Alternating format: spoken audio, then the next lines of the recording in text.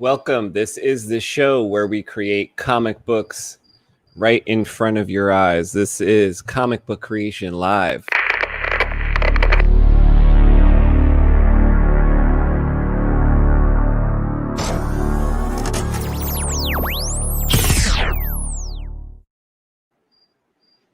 I'm Anthony. I'll be drawing Albatross Junction issue number 1 tonight. I'm almost finished with penciling issue number 1. I'm on page, what page is this? This is page 37. Although I skipped a couple. I still have to do 34, 35, 36, 38, 39, and 40. So, and 31 and 32 and 30. Okay, so there's a couple more to go. So I'm going to be drawing let's just finish number 37. Let's just try to get some detail number 37. Okay, and we got the man of the hour coming in. K. Scott. Yeah, man. Capital K, Cosme, the Brooklyn kid, baby. Yeah. Check it, I go get it. My soul is full kitted, fresh kidding. Does it up with matching fitted, Kyle the kidding. Kev. Yo, that's old as hell, man. What's going on? You know what I was really looking for? I really wanted to find a clip that said K. Scott, and I have like 22 of your songs, and I couldn't find it in the 20 minutes. That was funny, man. That was funny. I was not expecting that shit. I was not expecting that. There's actually major history behind that song. That's crazy, man. What's the good word, man? Nothing. Just drawing page 37. I will switch over my mic here. Melissa's World. What's going on? Yes, it's me. Melissa's World is a new subscriber. Thanks for joining us tonight. Banyo Boys. My room is so sick. Thank you so much. That's my PlayStation friend. I will play GTA with Banyo Boys. Oh, man. I don't even think you ever tried to figure that out, right? How much your room costs? I don't know. Like, I bought the materials like here and there, and I kind of did it all myself with my my friend, my karate teacher. He did a lot of it. He did a lot of that thing behind me. He painted it. He painted the artwork there, and he would love to do more of these type of things. I got ideas for like dragons that could be on the wall. I just ran out of walls, so. But I basically covered every single wall with stuff over here. Yeah, we're just drawing this comic book, Melissa. It is Albatross Junction, issue number 1. So I will show you some of my drawings right now. Let's switch cameras. Oh, this sucks not being able to draw, bro. Yeah, Kevin just had an operation, so that's why he's in a sling. And he's here for moral support tonight. He's hanging out. We're keeping him busy so he's not thinking about all the pain that he's in. Melissa's World said, I'm new to this stream. Is this where you call people in? Maybe, maybe in a little bit. We'll see. I know Mundo comes in sometimes. Let's see. That's cool. I'm more into cars, like mechanic-wise, not electric things. I see. Yeah, you know what? It's like the only hobby they say more expensive than lightsabers is cars. So I definitely feel for you on that one. You got reset on GTA. Oh my God. I haven't checked my character, and I'm really, really afraid because I never did any bullshit on GTA, but I heard it didn't matter. People got blasted anyway. And if that happened, I might be done because I sunk a lot of like real money into GTA. Like I gave them like 80 or 90 bucks several times to get some millions of dollars so that I could buy those fancy cars. So hopefully their computer recognizes that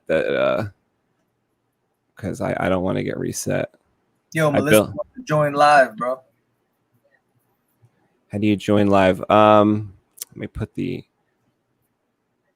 link here.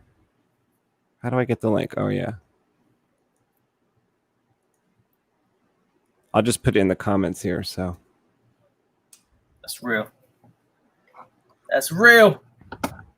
fuck, you didn't do the glitch, but you got reset as well. Oh my god, I'm really nervous now. I'm gonna check after this. Oh my god, that is very awful. Sorry to hear that, dude. That sucks. Oh my god, I hope that doesn't happen to me. That sucks that happened. Oh my god, you have to email them and then just sit and wait. Sit on an egg and twist. What happened? They reset in GTA? What happened?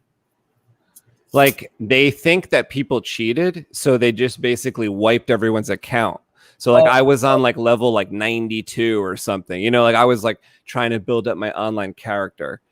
And over this course of 5 or 6 years, they had this game out. I bought the game on day 1. Those motherfuckers better not be fucking with anything. Now, years ago, they did that to Almac. Almac got reset because he did do that car thing, I think is what he told me. Like, he got cars, he put them in his garage, something. I don't even know how to do the glitch, but something happened. Something like that happened. What's going on, Melissa? Hi. Sorry for not having my saber yet. Still don't have your saber, huh? No. Basically, with all the, craziness going on right now, can I say it? This virus thing slowing things down. Yeah, tell me about it. Slowing everything down. I can't believe, like, with these video games, though, like, Vanyo Boy says they just don't care about his GTA character. He was level 150. Ugh, that sucks. Yeah, that's kind of sad. But anyway, I am constantly spam checking TRA like crazy. I know this isn't Star Wars, but I'm just been checking TRA like crazy. And, hey, Scarecrow, everything okay? And I tried to the Scarecrow to check up on the guy with the chassis because I know he's held back because you know why. Is that what's holding everything up, or it's like just waiting on the install at this point? It's mainly the effects of, can I say the C word? Yeah, probably. Well, C word 19, it's holding everything up. Yeah. But the good news is I checked the Scarecrow's workshop. If you guys are familiar with him, if anybody else is joining us. Kevin's probably not. Kevin doesn't know much about sabers. No, not too much. He knows they light up. I hear a voice. Who's here? That's Kevin. That's my partner who normally is drawing this comic book with me, man? But he just had operation. So yeah, I'm out of commission. He's just kind of here chatting tonight. So it looks like I'm the only person drawing. I love to draw, but I'm surprised you're very good. Like, I struggle with detail with drawing because of my vision problems. If you guys remember, I have, for Kevin, I know you probably don't understand, but I'm basically legally blind, meaning my right eye in your good eye, if you're 2200 or lower in your good eye, like 2200, 300, 400, you're legally blind. Okay. And my left eye kind of doesn't count because if you look, Kevin, spoiler alert, here's my thick glasses. Yeah, they don't correct too much, but they just stabilize, so I can see large print. Like, and you're building sabers. Oh, well, wow. my left eye here, ignore the cataract, but the left eye is totally blind. So if I close my right eye and try to look at you with my left, I can't see you. That is crazy. But you do some amazing stuff though online. Melissa's got her own channel. She does videos like all the time. Kev, you know what she made a video about today? What? I had a video that I put out last night. It actually turned out really good. I thought it was me and Jedi Arms Dealer talking about like lightsabers and like R2D2 and like all this Star Wars stuff. And then I, of course, I was playing some clips that I should have been playing, like Clone Wars clips, and just kind of pushing the limits, just seeing what would happen. And then the video got taken down. So Melissa made a video today telling Disney to F off with this crapola. It's getting Well, crazy.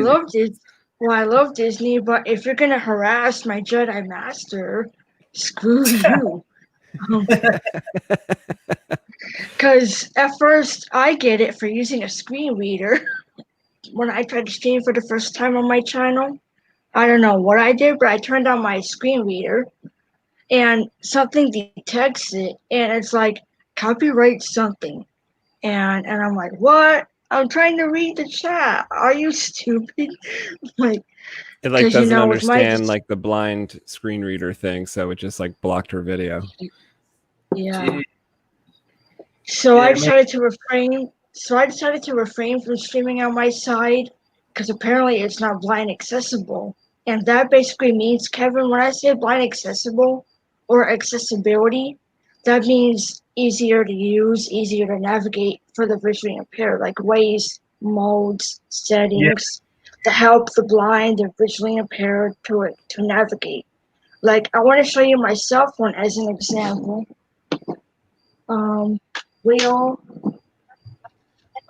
We all use cell phones, right?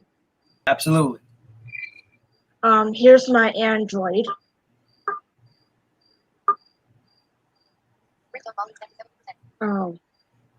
Oh, okay. And basically how my phone works. Music volume set to 80%. I have a mode I discovered on my cell phone called accessibility while he draws. Basically I went into my settings, or I can just, alert Google. Google. Home. Home. Please launch app screens to move. And I Showing get item 3 of 5. I get tones alerts from my screen reader known as TalkBack. If Okay. you have an iPhone, you're gonna get the same thing but under a new name of VoiceOver. Okay. I never used VoiceOver, but I use, I'm more of an Android girl, Windows girl. I'm not an Apple girl, so sorry to all the Apple fanboys and girls. I really wanted an iPhone, but it's too expensive. Like, Yeah, it's way too much money. yeah. So Android being cheaper and better fitting for my tiny little hand. Sorry if my screen looks too tiny. I don't know how to make it bigger. I guess it's No. more space. Oh, okay. But if you could hear my... Yeah. You're coming through crystal clear. Okay. I don't mean to struggle, Kevin. It's just my acuity effing me You're not- over. Doesn't seem like you're struggling at all, to be honest. Well, yeah, because I have accessibility here helping me out. And basically I can say, Google. um, Voice search button. Showing items 1 to 3 of... open settings.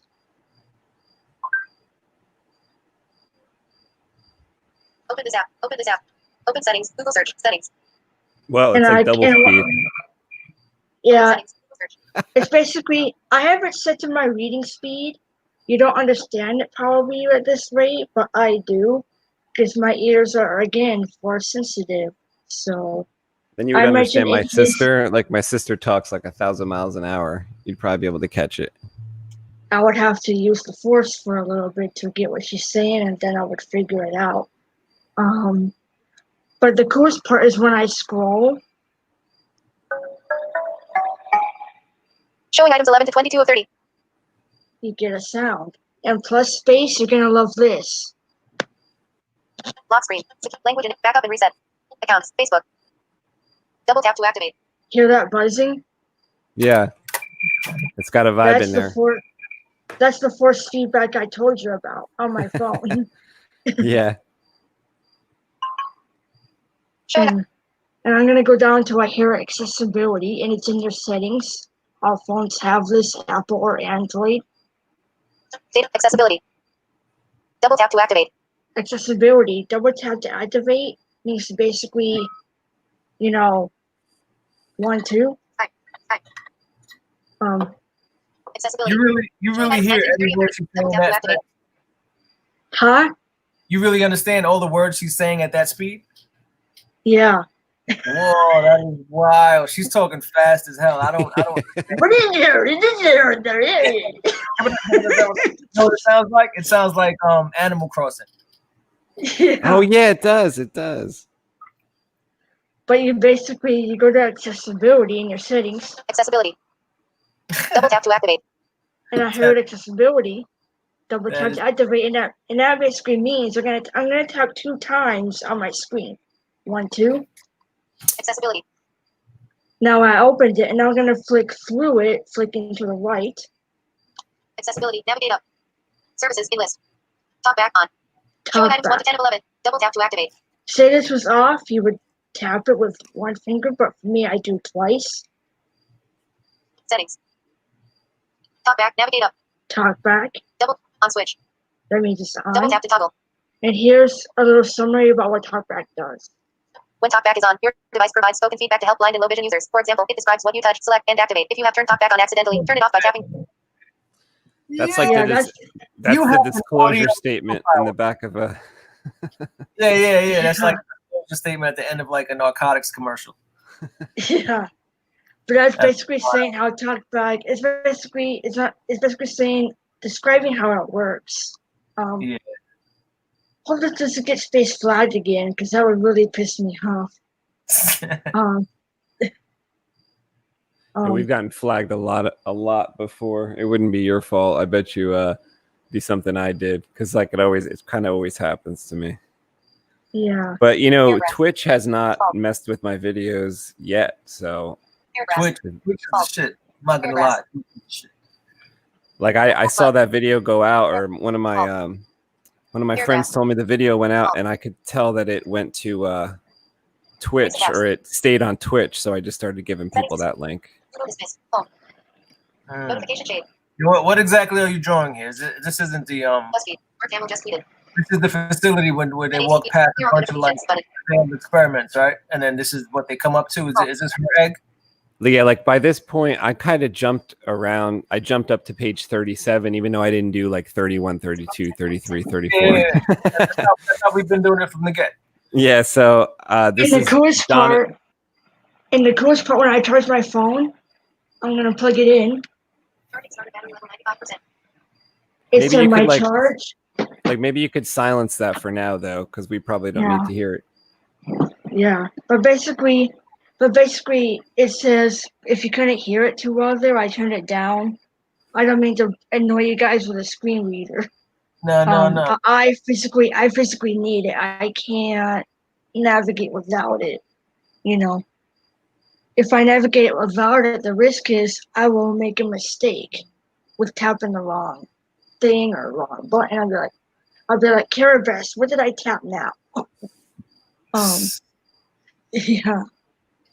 And so that feature allows me to know what I'm pressing and know what buttons and links as well as words are there. It reads paragraphs too, like if I'm on YouTube and I'm reading a YouTube comment, I will navigate till I hear the username and flick right, and I'll hear the comment.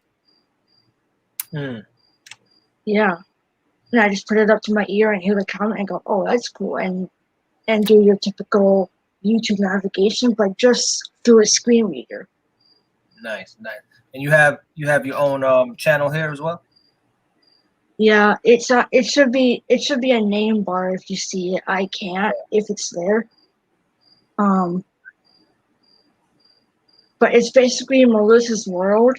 Like Space was saying earlier, I made a video saying how Disney, you need to fix this, blah blah blah, like, because I bet space didn't mean to, And I have nothing against Disney, they did good with the Star Wars films, but my issue is them flagging everything.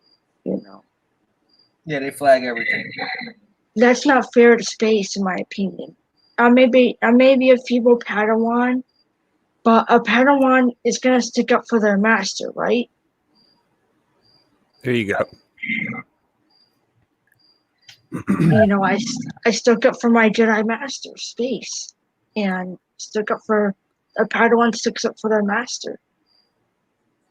Because I feel, and then the master will defend the Padawan, vice versa.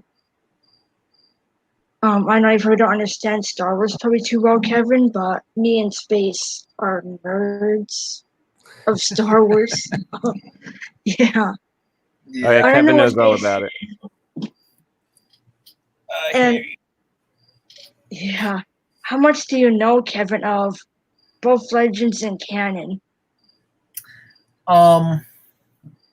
Probably canon more than Legends. I can understand that. Space But knows a wee bit of. I get it all from Space. Honestly, he keeps me up to date. Yeah, Space is more Legends than maybe canon, or are you a little bit of both, Space? Yeah, I kind of like both.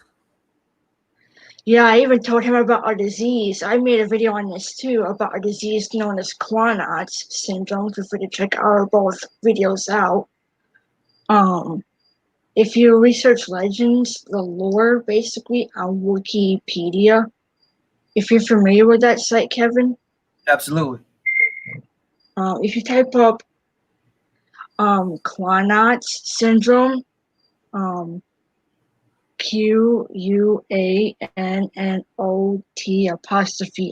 syndrome. Yep. It comes up, and I don't know if I should spoil the symptoms of the disease in case you haven't heard about it yet. No, Hopefully Kev will never contract that. fill me in. What is this? Well, in Legends, I can't read the physical print novels due to my disability, but I'm reading audio novels. Nice. Yeah, because of my disability, I can't see the words of the novel, so it's hard to follow along. I feel like a dyslexic when I read teeny tiny print. Even though I'm not dyslexic, no offense to any dyslexics out there, but being 2200 in the right eye, plus what makes it worse, Kevin, in Space, I have tunnel vision. So my vision's kind of like this. Yeah. But yeah, I like in the center, that's what I see. And that's at the sides, the peripheral. What doesn't exist? It's like my peripheral vision basically doesn't exist. Like if you were to do this, and I hate when eye doctors do this, because it doesn't make any sense for me. Because I was mad when a doctor did this. Yeah. At the Grand Republic Medical Bay, I'll put it at that. Doctors, Jedi healers had me going, "What can you see?" And I'm like, "I don't know, Master Jedi, I don't know." And then they went to Central, and I'm like, they get closer, 5. And I'm still under the diagnosis. Basically, what happens when you're diagnosed as legally blind, I don't want to get legal on too much on here, but I'll just say it as the seat, not the seat, what Carapace, what the heck? But the state, in their eyeballs, you're blind. Basically, in the eyeballs of the state, I'm blind. Okay. Yeah. I'm not totally blind, and I hate when people get misconceptions of blindness. There's a actual spectrum. Like you have 2200 all the way down to total blindness, to where you can't see a thing, to where you're like, Let me tell you, like me and you both know someone who's legally blind but still drives their car. I kind of can't.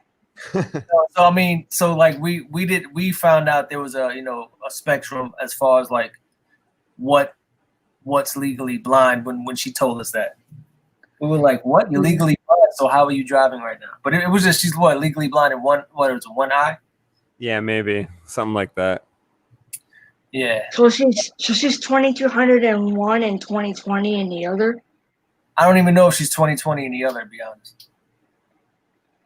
Because that's in my humble opinion, that's dangerous. I don't recommend it if you're legally.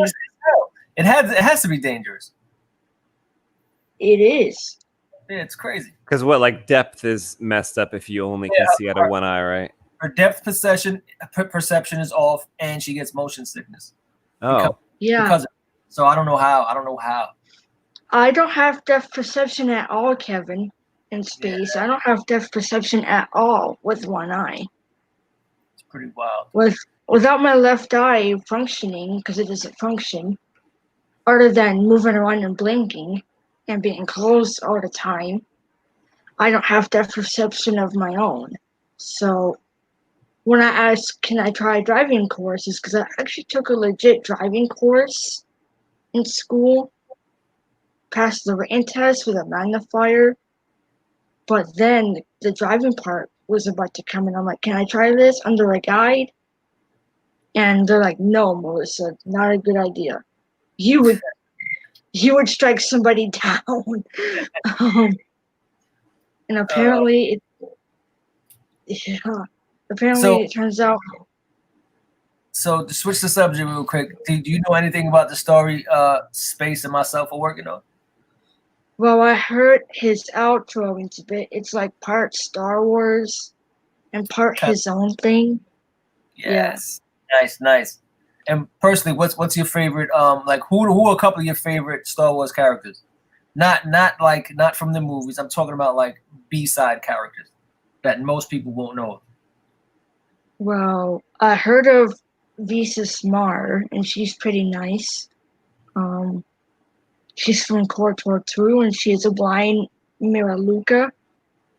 And I feel inspired by her because, she's over here, no eyes, navigating like it's nothing. And she's walking like a normal sighted individual, just with a veil on her face. And I'm like, Jesus, how are you walking right now? And I looked it up, and it turns out that she's using foresight. That's pretty sick. Yeah, foresight, you basically see shapes, auras. Oh, my screen went out on my phone. Ignore that. It just told me my screen went out, like telling me, hey, your screen's black now. But basically, back to Visas. I like the Miraluka. If you want outside characters from the movies, I like the Miraluka. Because Miraluka, they're basically like us, with physically, but they don't have eyes. well, Melissa, in our story, a lot of people actually go blind pretty easily in our story because it's so cold in the environment that they're walking around in that a lot of people's eyes like kind of pop, and unless they have like technological assistance to like keep their eyes like warm enough, it's like 180 below, so eyes are like wet and warm, and they kind of freeze and stop working when it's that cold. Also, about your universe you're doing right now, are there white canes in your universe, and what are they called? White canes? What's that? For basically, I showed it to you when you were building Mundu's saber. Mm-hmm. Something like that, like some sort of guiding device. Oh, I see what you're saying. Your foldable foldable cane. Yeah. Is it something similar to that in your universe? But a different technical achievement or a new name? Yeah, it's like a is it technological type of thing where they will. It's almost like a direct to brain input if the people are like, I guess, wealthy enough to get something like that installed. what's it in your story arc? How does this device function? I know it's a surgical It might be procedure like now. infrared or something, where it would just detect like it would be very simple sight that like would be like directly to the brain, but not everybody that went blind is like able to do that. Some people have like robot eyes is basically what it is like circuitry that just sends a signal to the brain that says like warm body 3 feet ahead type of information, So but it's not. similar. So it's like similar to foresight, only the auras are different. Yeah, it's like just simple feedback from the real world. Oh, like, are they doing like Canon where they do this with their hand, or are they just walking like normal? Or do they I have to think, have a sighted guide?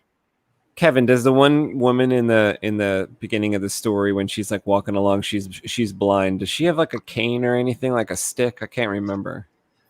She might No, have. I don't think she has anything. I think she's just. I mean, Holding on. She's like holding on to the person in front of her, maybe.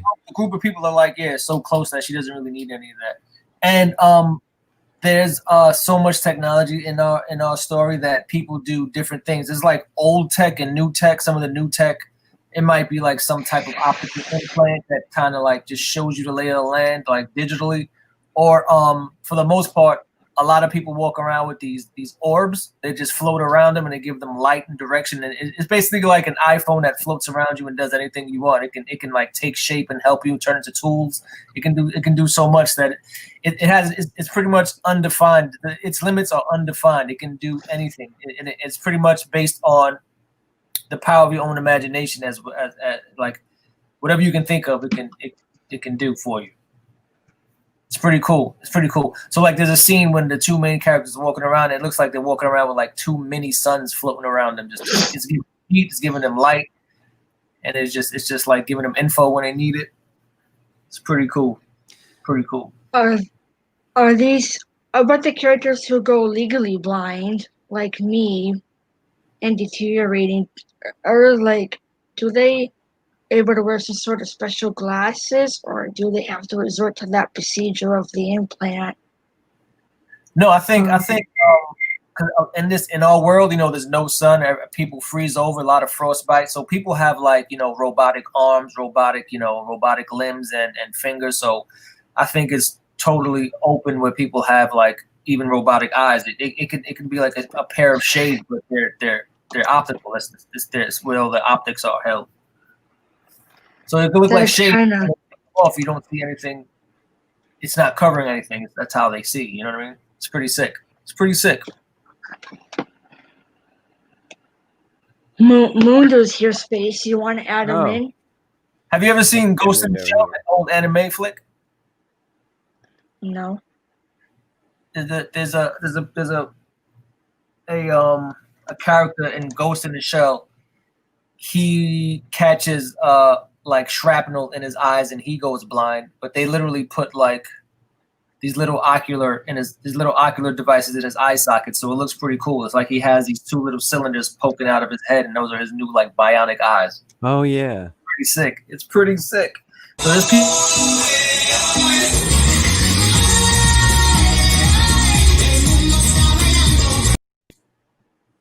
Mundo. What's up? What up? What's up? Hey, Mundo. Hey, Melissa, how you doing?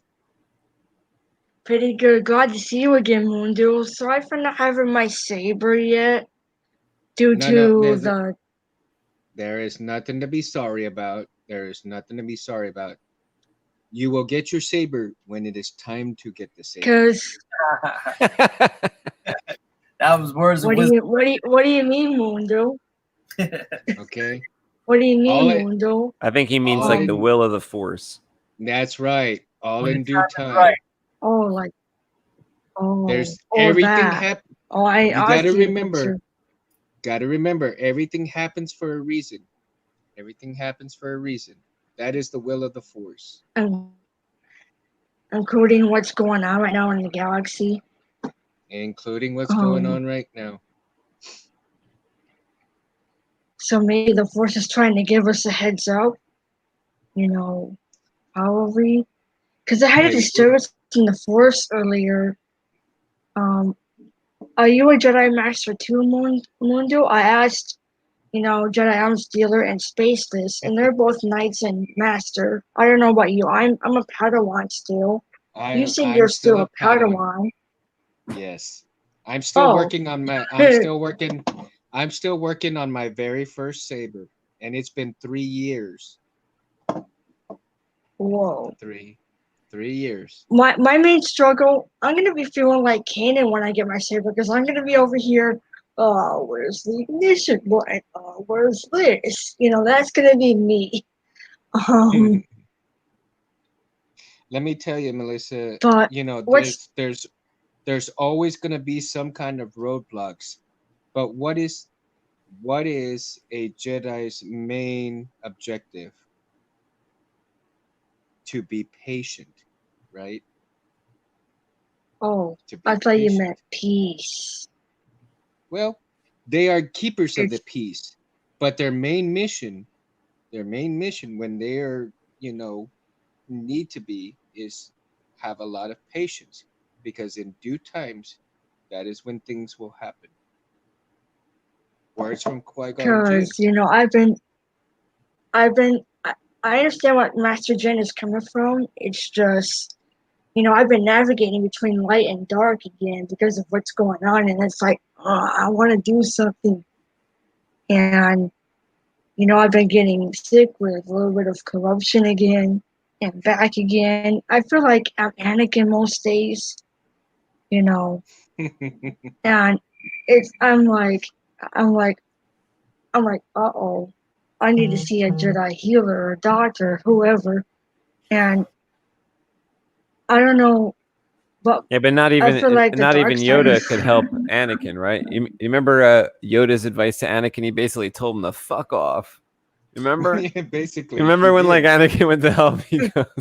He was like, "What do I do? My wife is gonna die." He's like, "Listen, just fucking let it happen." That's it. Why did he? That's I Do never heard you swear like that, Space. it. I never heard you swear like that, Space. All in Because due time, on Melissa. your All other in due one, time. All in due time. Space has a trashy mouth. I never heard that on his other channel. I used to hearing him saying "f you, f this, f that." um, I bet your channel's more connected to TRA, your Space Windu one. Maybe that's why you don't swear over there. Here, I want to show And you I can Kevin's. understand because I'm I want to show you Kevin's new intro. I don't think Mundo saw it. I don't think Mundo saw No, it. I haven't. All right, Mundo, see. watch this. Yeah, man. oh boy. Capital K, Cosme, the Brooklyn kid, baby. Yeah. Check it, I go get it. My soul is full kitted, fresh kitted. Does it up with matching fitted, Kyle the kitted. That's actually Kevin's voice. Oh, Kevin's rapping, man. Dang. jeez, dude, you know how to sing. Oh man, amazing. Kevin, But my main the only thing that you forgot in there, Kevin, is it's a real easy fix and tone down the Krypton. That's the footage I used. You probably recognize the footage from that. Yeah, I did. Neither. You get it. what's really challenging for me as a Padawan is navigating that hill, you know. Well, Melissa, And maybe all of our challenges, I'm sorry, I didn't mean to interrupt you. My apologies. oh, it's okay. You were gonna say something? We are faced with a lot of challenges, and how we deal with those challenges is what determines, you know, how a Jedi acts. Because I am 27 and haven't reached even knighthood yet, and I'm like, I feel a little too old to be a Padawan. I should move up now. I'm 45. Wow. I'm twice your age. I'm twice your age. Yeah, is the man to put things in perspective, boy. Let me tell you. Yo, Mundo, I would give you a hug right now if I was there. Boom. I give you one back.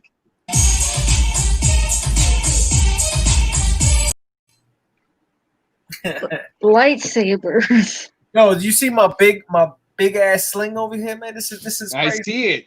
I see it, man. Insane, yo. This is insanity. This is like it's sleek though. No, Kev, it looks good. You know, it's like stylish. Like when people wear them black masks instead of like the medical looking mask, it's like a little more stylish. This is like a stylish cast. It's not white. Look, it's like tactical. It's a tactical cast. He's gonna say, "Stop the insanity! Stop the insanity!" Okay, for further review, I've decided to allow female students. But if you want to be in Cobra Kai, you can't act like a girl. What do you mean? How do girls act? All emotional, loud, complaining, never letting me finish a sentence. My student tells me you've been harassed at school. Mostly online. I get mean texts and emails sent to me. Who sends you these messages? Well, they're mostly anonymous. And they tell me things like I'm ugly and that I should kill myself. Oh, God. Johnny Lawrence. Some of my friends have actually met him to the cons, and they said he's a pretty badass guy. He seems cool as hell. Yeah, they said he's really down to earth, man. Seems like the man. Yeah. Moon, when it comes to Jedi stuff, you know, I've been keeping it together here and there until this whole Dark Plague thing started. Well, you gotta even remember that even Yoda was tempted by the dark side, and he still never went to the dark side. Of course, he still had some secrets, but he never let it get past that line. One of his secrets might be Baby Yoda, right? No. Remember when Baby Yoda out there? Remember when he went to that place? When he was, I guess he was training himself. Whatever that place was in the Clone Wars, I think it was like the second to the last episode in the Clone Wars cartoon animated like series. this like 7 series, like the 7-season series, or that little series. I think it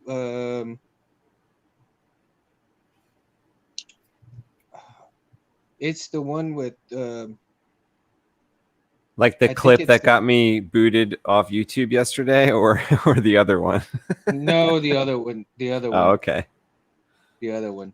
Remember, he went into that like hallway, and it was who was the Sith Lord that Darth Bane. He found Darth Bane. Bane, but you know what though, Kev, don't get excited. It wasn't even the Darth Bane that like we're used to. Like they had like a fake ass Darth Bane. Yeah, he looks stupid, really. Yeah, like they brought in Darth Bane, or who they said was Darth Bane, in the Clone Wars cartoon, but it was just like their fake ass version. It wasn't like really Darth Bane. Like you remember Darth Bane was a beast? This guy was not a beast. Not even close. Hey, he's the guy who made World War II. Yeah. And he has a series of books that are awesome called like Darth Bane Path of Destruction is the first book. If you want to check that out on audiobook or something, that would probably be something you'd really, really love. It follows a Sith Lord becoming a Sith Lord. So he starts out as like a 19-year-old kid, and he's getting beat up by his dad and stuff. And like, and then he goes to like the Sith Academy or something like that. It's a really, really cool story. and he ends up, meeting all these Sith Lords and kind of deciding that he don't like the way they do things, so he's going to start to change things. And it's wild to see someone that's like 19, and then you follow him throughout his whole life. It's cool. And that's when he starts really kicking ass. Yeah, he kind of starts out as like a very big dude anyway. He's like the size of Kevin. He's like a 6'4" guy, real tall and real big. And he already can like beat people up, but he gets like obviously powerful. He's a man. He gets like crazy powerful. He was one of the most powerful Sith Lords, wasn't he? Yeah, I would say so. Yeah. He created the ruler too, right? Isn't that his thing? Yeah. Yeah. So that's pretty serious. That's did it. Very serious.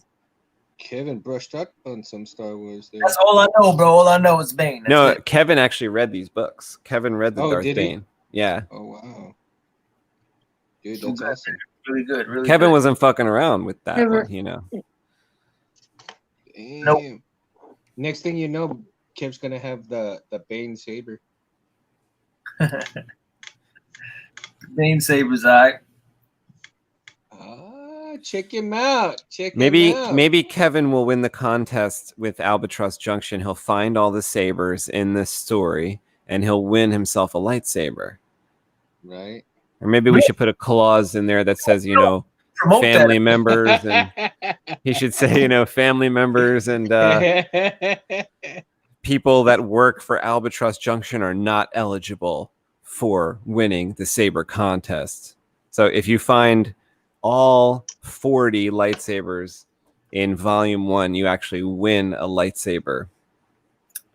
Pretty sick. So if you find all 40 lightsabers that I drew in to issue number 1, you receive a lightsaber, a NeoPixel lightsaber. Sick. I also seen about lightsabers. I also seen a video about the one that has the force feedback on it. That was really cool. I like how you're able to feel where the hilt is in relation to your hand. That does pretty feel cool. awesome. Yeah. Mm-hmm. And like the speakers, I think help, because like even the day before that one, I was playing with Gabe's lightsaber, which doesn't have the force feedback, but I could feel the vibration because of the speaker. Was just very, very, nice. And when the sound changed, the vibration changed a little. It really felt alive. So I'm really wondering, when you get yours, is it going to be like that, where the speaker is going to be so integrated that you're going to be able to feel the feedback of just the sound font? You'll have to I don't let know us how to know. do that. I don't know how to do that. That switching between the, No, I mean, just like the bet- vibration of the speaker is going to make the saber shake a little, and you're going to be able to feel that. And then when the sound like changes because you're swinging it or something, the feedback through the speaker will change a little bit too. Sounds I'm pretty nervous. I'm pretty nervous to feel that. Because I'm so in my fingertips, It's like, yeah. I get a little E when I do it on my phone. I get a little vibration feedback in my phone, and I'm like, E. Oh, I hit something. And about TRA, I'm still on there. I just been navigating through the threads, and no new updates yet. And it's like, come on. What's going on? Is everybody okay? And because, I'm very worried for the health of my master, considering what's happening. But luckily he's okay, so even Jedi can get sick. Yeah. With Yes, this even a with Jedi this can thing get going sick. on. Oh, yeah. So I finished doing a video on this.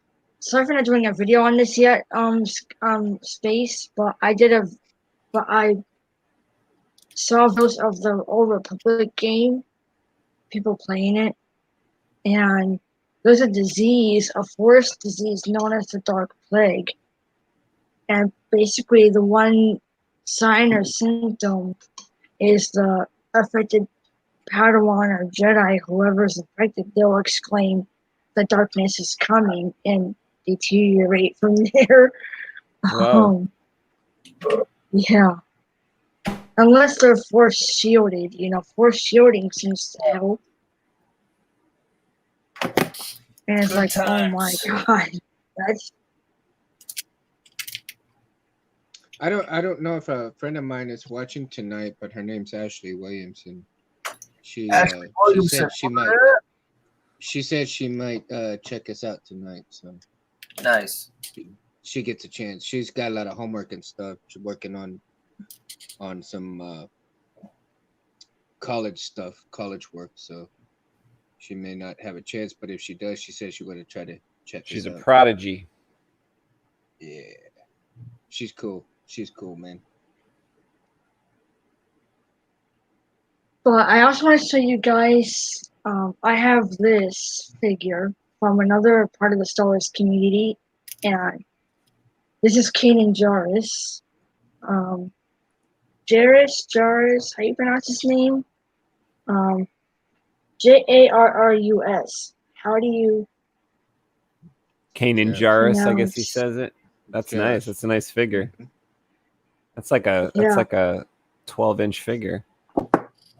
Yeah, and I couldn't read, this back here, but I went on his episode, and he read that for me. Keep it in the box. It might be worth something later on. I used to always keep my Yeah. toys in the box I when I kind of figured that out, but I still got them too. I don't know if they're worth anything. They're like Marvel toys and stuff, like X-Men.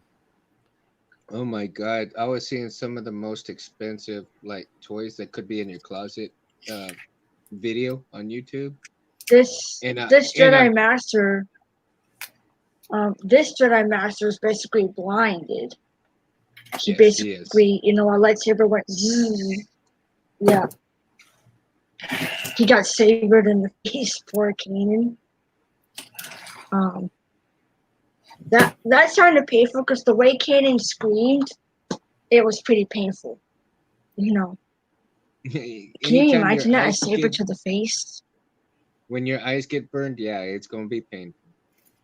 It's gotta suck. Yeah, Kanan was literally hunched over, crawling like a, he was like crawling, trying to feel for where his lightsaber was. Like he was like trailing where his saber was, and weirdly he duels as if everything's okay.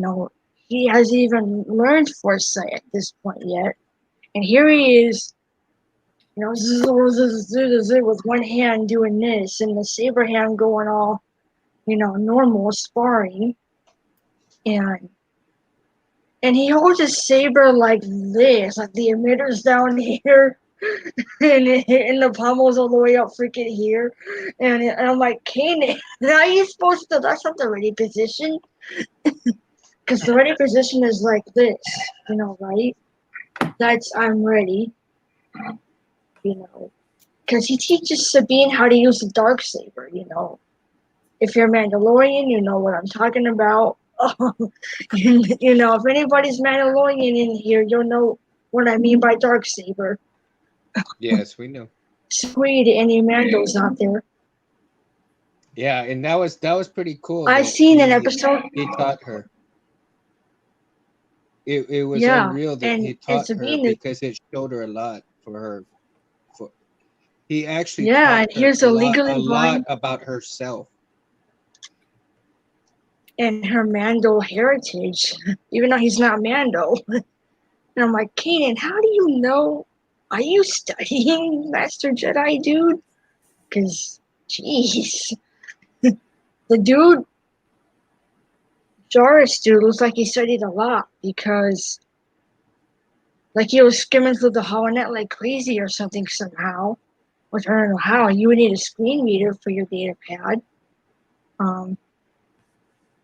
Because, you know,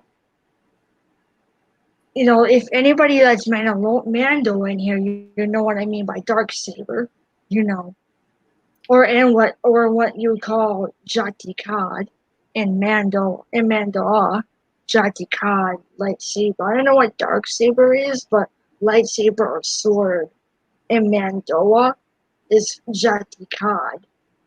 I'm not Mando. I was just studying Mando. This way, if I were to meet any Mandos, I could speak to them and communicate.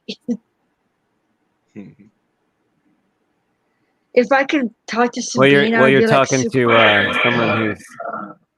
talking to someone who's close to a Mando, or you're talking to Mundo. You're a Mandalorian, Mundo? He's a Mando Mundalorian. Padawan? A Mundalorian. To Kriegar.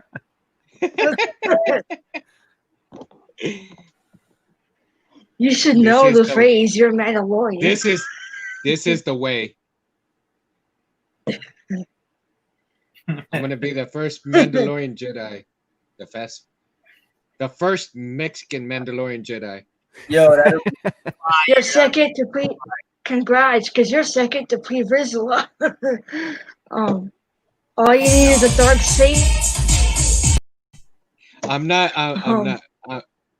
Mexican. I am Spanish. I'm actually of Spain descent. For real. Oh. My ancestors are from Spain. I'm American, so hope I'm not talking way too much or through the galaxy of the Hawanet don't mind. Nah, you're okay. You're okay. No, we're all American. It's just our descendants come from different places. And Melissa, if you were to research from where your ancestors came from, I bet you'd be surprised. Yeah. All I know is that I could tell. All I know is that I'm American. I said Germany and Nova Scotia. All I know is that I'm American, from originally from New York, New Yorker turned Floridian. Nice. What part of That's Florida? why I'm. Yeah, basically, I'm not Tampa. I'm basically like in like the Volusia side, Nice. Very cool. I'm basically a Port Orange, Florida girl. Life from Port Orange, yo. Do you know where your parents are from? New York. Well, my dad told me one time they had a Canadian trip to Canada, and they visited Niagara Falls on the Canadian side, and Dad was confused about which way is the Canadian side, this way or this way, and Dad finally found the Canadian side of Niagara Falls. They visited basically Toronto, Canada, or some part of Canada that had Niagara Falls. Basically, I looked it up and it turned out. Well, they're not. I'm not sure if they're Canadian blood-wise, but they visited Canada in the past, as a field trip. But I don't know my family heritage other than health-wise, like health history and. Well, here's some homework for you. Here's some homework for you, Melissa. Why don't you look up your heritage and see where your parents are from and their parents, and because through the lineage, the Jedi always knew exactly where they were from. Oh, I guess my midi-chlorian count is different compared to other Jedi because being over 20,000 in my case. No, there's really no difference in that, Melissa. Here's the thing: is that when you know where your ancestors are from, you can better know yourself as a Jedi. Oh, I don't know if I'm Mandalorian heritage or not. I'll have to double check. Because my family are pretty. Because my family are pretty tough. They're tough, warlords, if you will. I'm Because I pretty had sure an they are. uncle. I had an uncle who was in the army. So Uh-huh. there's that war-ish history there. Going down the line. And if you were to give me the dark saber, I would be confused about how to use the What's that? force with that thing. Okay. Hey guys, I don't mean to interrupt you, Melissa, but I'll be right back. I gotta say bye to somebody real quick that's leaving the house. Okay. Okay. Oh, okay. I'll be right back.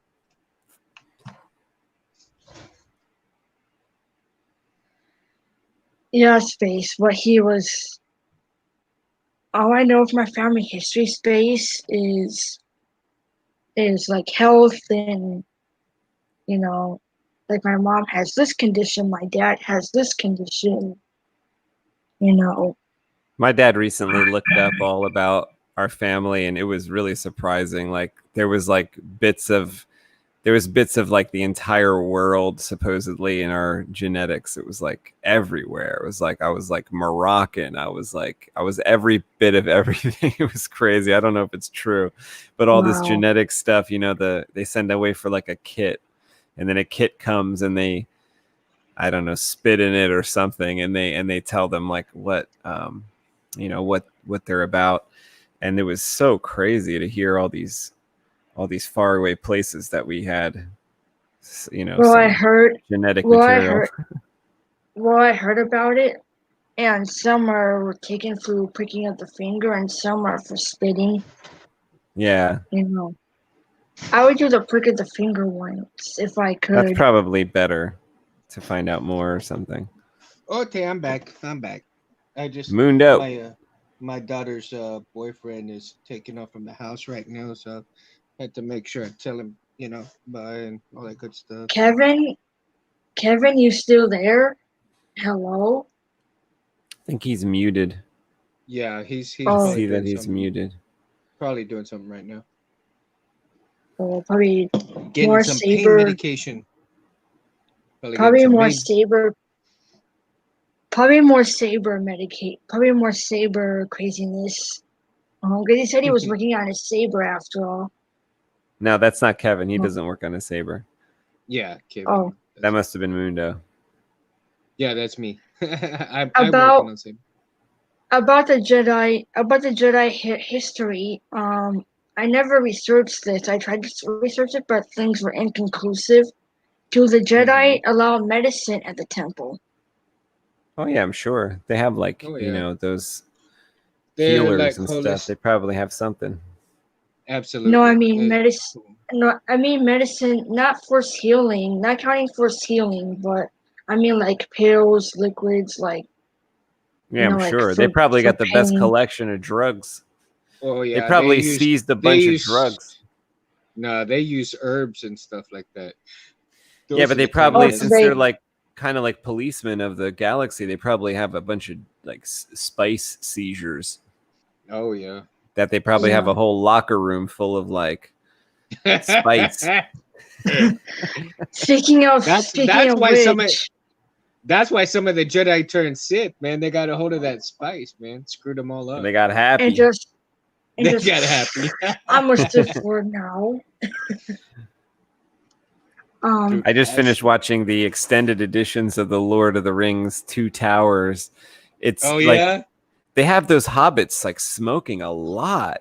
Like they do, right? Yeah, and they found like barrels of weed in the Saruman's tower, and then they smoke it, and then like a cloud of smoke comes out of their little area, and even like the Treebeard approaches where they're at, and he like peeks in, and he just sees a cloud of smoke come out. I could just hear Melissa. Forgive me for cussing, but Space, I can just hear you right now, just screaming, "Fuckers, you didn't invite me!" But they went through that quick too, because then it was like the next movie, the one Hobbit goes, "Oh, by the way, I don't have any more weed left," Oh, and the other one's like, "Oh my God, you smoked Yeah. it all," and he's like, "Yeah, I smoked it all." And but they show you in the extended edition how much they had. They had a lot. They had like a gallon each. They had like it was so much. They had to prepare themselves for the what was coming. Yeah, the war. About the, I meant like from a policy standpoint, like would they allow medicines for medical reasons, the Jedi Order? Oh yeah. Oh sure. yeah. Oh yeah. They were all here's about the thing. science too. You know, don't forget, like the Well- lightsaber is science. So I think they were Yeah. about science and But then you had some Because- you had some force healers. You had some force Yeah. healers, just like Yoda. Imagine if I Yoda was a force imagine- healer. Imagine if I was at the temple and I had an asthma attack. What would happen? If you were what now? You were in the Jedi Temple and you had an asthma attack? Yeah, what would happen? Would they think they allow? would- Would they? take What- real good care what- of you. Yeah. What would you be doing for your asthma to come around? Well, I'd be would you be- sparring. Well, you'd I'd be be sparring sparring and and training? that. Yeah, I'd be like in the training section, whatever it's called, where first you of go all- to train in the temple. And Even I'd be though over it'd here be hard to sparring breathe. like crazy, Mhm. and then See, suddenly, even see, I have exercise induced asthma, and what the first thing they would tell you is to stop what you're doing, and if you have your inhaler, you take your inhaler. Of course, they will, do a force healing over you first. so the And Jedi then- try force healing, and if that doesn't help, then this. Yes, I have one of those. I have one of those. Because I'm an asthmatic, and I understand trying force healing first. I actually tried to research force healing so I could do it to myself. And my dad is But you have- pestering force healing. But you have to know your limits, Melissa. You have to know your limits on what you can do, what you can't do. You have Yeah, trial and error, and every Jedi had to know their limits of what they could do and what they couldn't do in order to become a master. You can't just automatically get into something and think that you're going to be a master automatically. It doesn't work that way. You have to work towards it. Space has been doing his lightsabers for many, many years. He had to pay his dues in order to become a knight, as such as we will be having to pay our dues before we become knighted. And What all happens in due during the time. knighting? Hey, Space, Well- you got knighted. What basically happens when you get knighted? Well, if I show you what happens, the stream will get taken away. Like last Yeah. night's stream, remember? Yeah. Yeah, I know you can't we show showed- it, but Because like, we showed the knighting ceremony and then it was all over. Oh my gosh. Yeah. It's pitiful what they're doing. I know. Stop the I know you insanity. can't- Oh, okay. Watch. That's gonna get I know- taken off. Oh my But like I- Mundo, you I know know what's you weird? can't- It's like why was like the video that I played, which wasn't like by Disney, it was like by somebody else, right? Why was the Yeah. video I played still there and just you know what I mean? Like that was all good for them. But then we Because just it's a clipped stupid their box. video. We're like, so I robbed a thief and I got, I became a criminal. It's like why is that? Like, what about that thief? But I guess Exactly. you're not supposed to ask those questions like, don't worry about them, worry about yourself type of thing. But it's like, okay, but like yeah, exactly. seriously, Exactly. That's because messed up. I found that unjust. I was sticking up for my Jedi Master of Space and like, hey, what's the meaning of this? Like, I know you can't show it due to the risk, but is that what happened to you with the by the right of the council, by the will of the force, blah blah, and then is that what happened to you, Space? I had a self night. I had a self night ceremony. How do you do that? Very carefully. I asked Kevin to hold the saber while I sliced my Jedi braid off. Does just getting that saber close to you, or where your that skin is getting close to you? How does that? Kevin was I never felt a Kevin was getting saber. ready to be I never. Why do you think I Kevin's never got a felt sling a on his arm now? He cut himself. saber injury. Saber injury. Massive saber injury. Kevin, He you was trying to- accidentally saber yourself? all the trying to- time. All the time. He was trying to take off Space's head. That's how he slices And his. then That's how he slices his meat, because he's trying to cook his meat as he slices it. He's trying to get real clever. And it's like it's dangerous. It's dangerous stuff. And he just send y'all some About- steaks that way. I never felt a lightsaber to my skin like that. Does it feel warm or something? Like Sorry about that, any guys. heat? Oh my god. What'd you say, Oh my Mundo? God. My phone was ringing, going off, Mhm. and it's a cousin of mine calling. So I was like, "Did y'all hear it go off?" I don't think so. It was the Star Wars theme. It was the Star Wars theme. So if you hear the You're gonna Star get me Wars theme removed. again, oh my god, that's my ringtone for my phone. It's the Star Wars theme, right? Oh my gosh, I had to hurry up and decline it. So it's like, oh, I'll call him later. I'll text him later. It's like, crap. Hey, Space. Yeah. I never felt a saber close to me before, so I don't know what that would feel like. Like, is there any heat when it gets close to your, like Actually, warmness? these neopixels do get warm. I think you'll find that. Yeah. I'm gonna be like this, you know.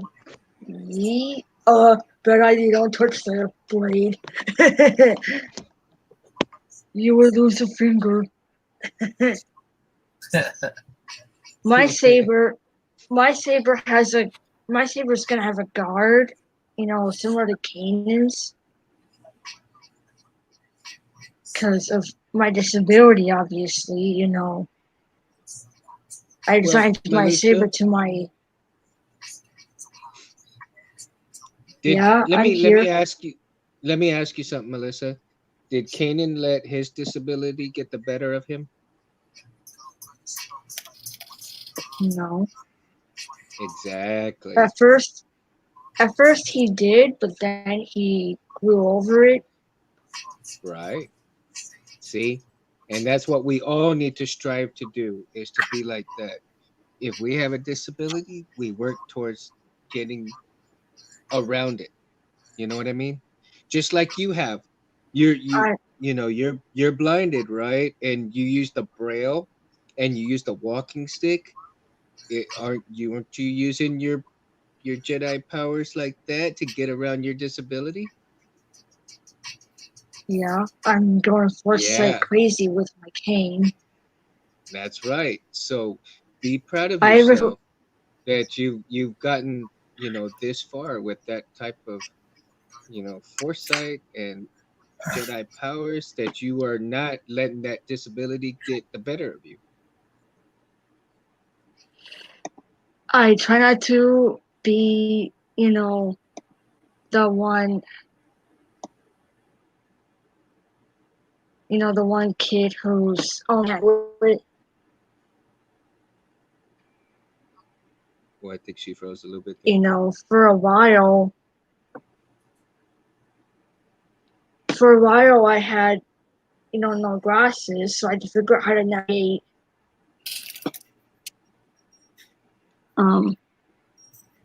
If you'll hear me.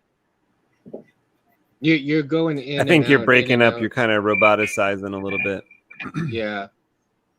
Because I'm hearing like every third or fourth word.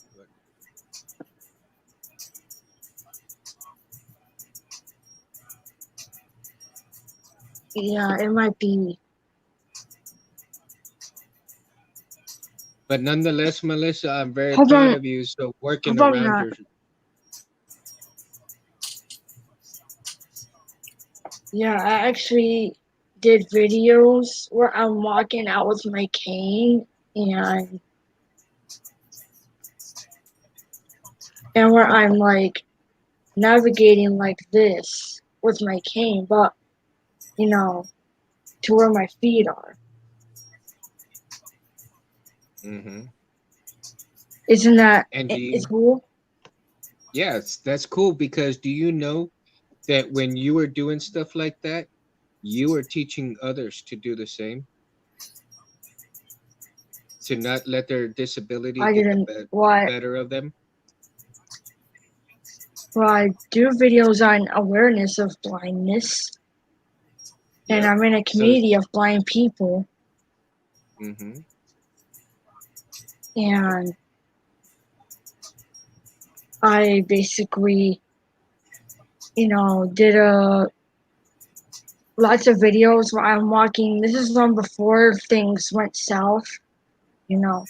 Can't go outside now, but when things were healthy and light side was all around and no dark side, I would go out there, with my cane, even without my glasses. I'd be like this, Mm-hmm. and I can't see a thing now, but I remembered what Kanan taught me, and I did this with my hand, with one hand, and I did this with my caned hand, and basically navigated through the force. Yep. Be proud of Or your under the, accomplishments. yeah. If I could Be meet proud of Kanan it. right now, I bet he'd be like, whoa, He'd be proud. partially blinded Padawan. Yeah. He'd be proud. If I could, I would. If only I could, I would talk to Kanan right now. Be like, get rid of this, Master Jarrus extends Kane. I bet he'd be like, why do you use that? Use the Force. I can't see where I'm going. I can't either. you That'd be don't him. always you don't always have to use your eyes to see. Oh, speaking of which, Well, Obi-Wan, check. I'll give you an example of today at work. Okay, this is what happened, and this is no bullshit, Space. This is weird, right? One of my coworkers asked me to give him a couple of little white cloths so they can clean tables and stuff. Mm-hmm. And I'm all like, here, I'll give you two just in case. Right. A few minutes later, she comes back to the back to put the dirty towels up. She goes, I don't know how the hell you did that I needed two, but I sure hell needed two of them. Like, oh, my God. You knew it. I knew it. So see, Melissa, there's an example of the Force right there. You got to be in tune. How do I exercise foresight more than what I already did? You just let Unless it I flow. ask You these. just go. You just go with it, Melissa. You just go with it. You can't force it. The Force you cannot force.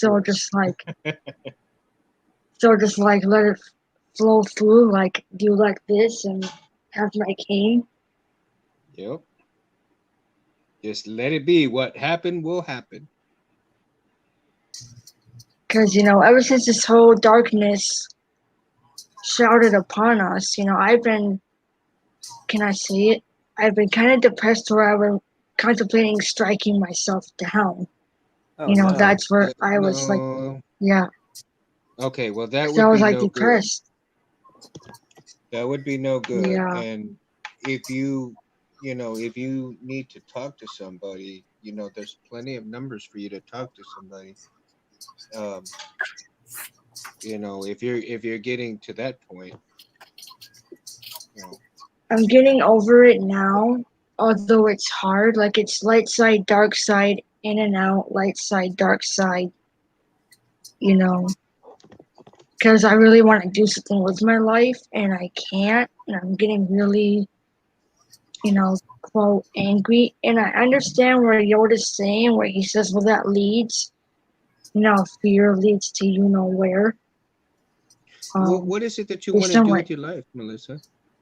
What is it that you want to do with your life? Walk out there, grab a brailler, help people out there also blind like me. Go to a You know, do you realize that you're doing that already with your YouTube channel? I've been watching you on your channel, and you bring awareness to people about blindness. You bring awareness to people about bullying. You bring yeah. content that people want to listen to sometimes because of you having that uh, you know, you teach people about that kind of disability. And when you have your own YouTube channel, you are teaching people. So don't think that you're not. Don't put yourself down to saying that you're not doing anything with your life when you actually are with the YouTube channel. Because I have a YouTube channel. It's Be proud of yourself. what you're. You need to be proud It's of what you're yourself. seeing. It's what you're seeing on the bar. If a word bar is there, if you see the word bar, that's what my YouTube name is. My YouTube handle. Yeah. But you need to be proud of yourself for what you're doing, what you're accomplishing. I am, until one day I would try to live stream it for the first time, and then I use a screen reader to navigate to read stuff and learn, navigate around, and suddenly it gets taken down. Well, And yeah, and things I happen. decided to refrain from streaming, because people are like, Melissa, don't risk streaming on your own. Don't risk doing that on your own, Padawan. You're blinded, blah blah. And I'm like, but if Kanan can do it, then that's me. That's right. If he the can hell do with it, you can. Let me tell you something. I just Yeah. met you. You hear me, Melissa? You hear me? Yeah. So what I'm saying, I just met you an hour ago. I think you're awesome as hell, right? And I was gonna tell you earlier that the way you talk and communicate, it sounds like you're a teacher or you have some type of teaching skills. And you always like make sure the person's connected by, like, you call my name when you want, like, Kevin, do you hear me, Kevin? Do you understand this, Kevin? It's like it's really easy going. It's real comfortable to talk to you, right? So, and another thing I wanted to say, everything is just a conversation away. You just gotta talk up what you want. So whatever you want to do in life, just talk about it. Just to say every conversation, it's only every conversation takes you a step closer. Exactly. And you got one goal I've been wanting to be knighted, and I'm like, when's my turn? Like, so who? And Okay, again, so who has the authority to knight you? Anthony? Space? I don't know. patience. Maybe I'm just We not could ready do a yet. knighting ceremony. We'll wait till you get your saber, and we'll do some kind of online. There you We'll go. do some kind of online live stream. There you go. But to be a knight, you have to go through these trials. To be a knight, you have to go through these trials of what do you flesh, think this is right courage, now? blah, blah. What do you think this is right now? Like what you're You're going through, and you're saying going through a you're trial. going through this dark time, and you're going to come out in the other end. It's going to be. This is Trial. as the old saying Trial. goes. This too will pass. Yep. This is only temporary. Trial of courage, maybe. Yep. If not spirit. Well, it's also patience. They're making you sit in your house for 6 months. So it's about patience too. It's about compassion for other people, because the reason why that you are sitting home is supposed to be for other people, right? It's to keep you safe, but it's supposed to keep other people safe. That's the whole idea. So I guess that, you're guarding people, even though it's annoying, you're guarding people. So I'm a at-home temple guard, and I don't even realize it. Yeah. Yep. Exactly. And I've been telling people to, wear a mask, protect yourself from this dark plague. And I do it. I do it myself. I have masks lazing about over there somewhere. And I really get nervous when I go to the Grand Republic Medical Bay. you have to walk out there like, oh, am I gonna get the dog plague? You know.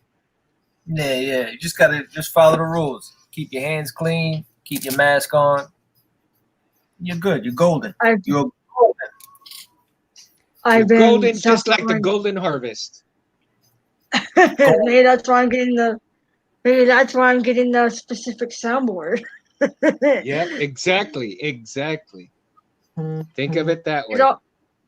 It's also for accessibility reasons too. You know, I can't physically see as well. You know, I'm like similar to Kreia in eyesight. If you look at Kreia from KOTOR 2, her vision, her eyesight is, you know, she's visually impaired. You know, she's too is some form of blindness, and she's over here telling the exile, "Your eyes can deceive you. See my way." Kev, did you play KOTOR 2, the game that Melissa's talking about right now with Kreia? Because actually, it's kind of funny that she brings up Kreia because you know the woman on like page 3 or 4, that's what we were talking about earlier, the blind woman. I modeled that after Kreia. KOTOR 2. How funny. That's funny. See, Melissa, everything happens for a reason. Everything happens for a reason. That's cool, though. That's cool. That is cool. Super cool. I feel like if I could, because at first I thought Kreia was just being crazy. You know, like Kreia, your take on lightsabers is kind of, although she's right, it is a weapon. She's not lying about that. But it's an elegant device.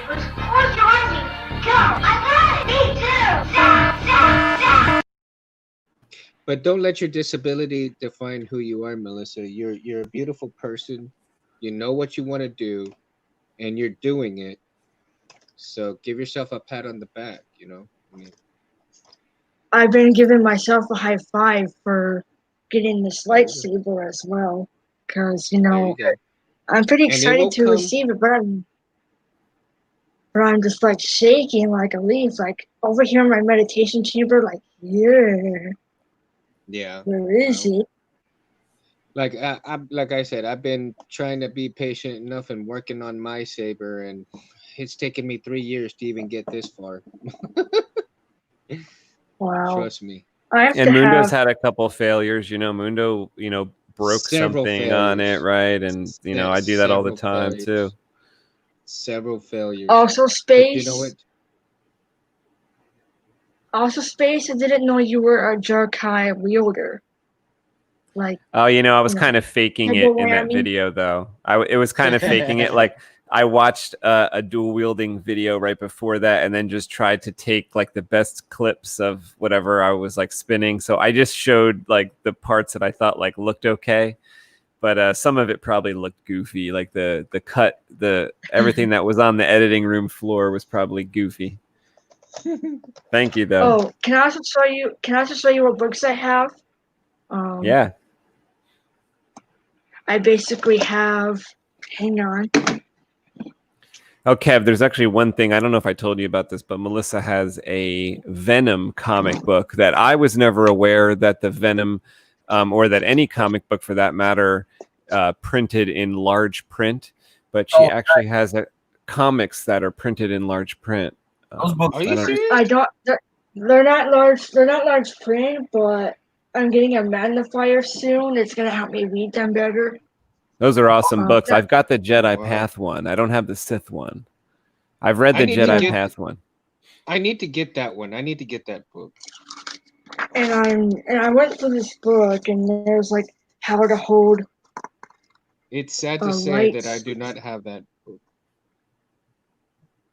That's like how to hold a lightsaber, right?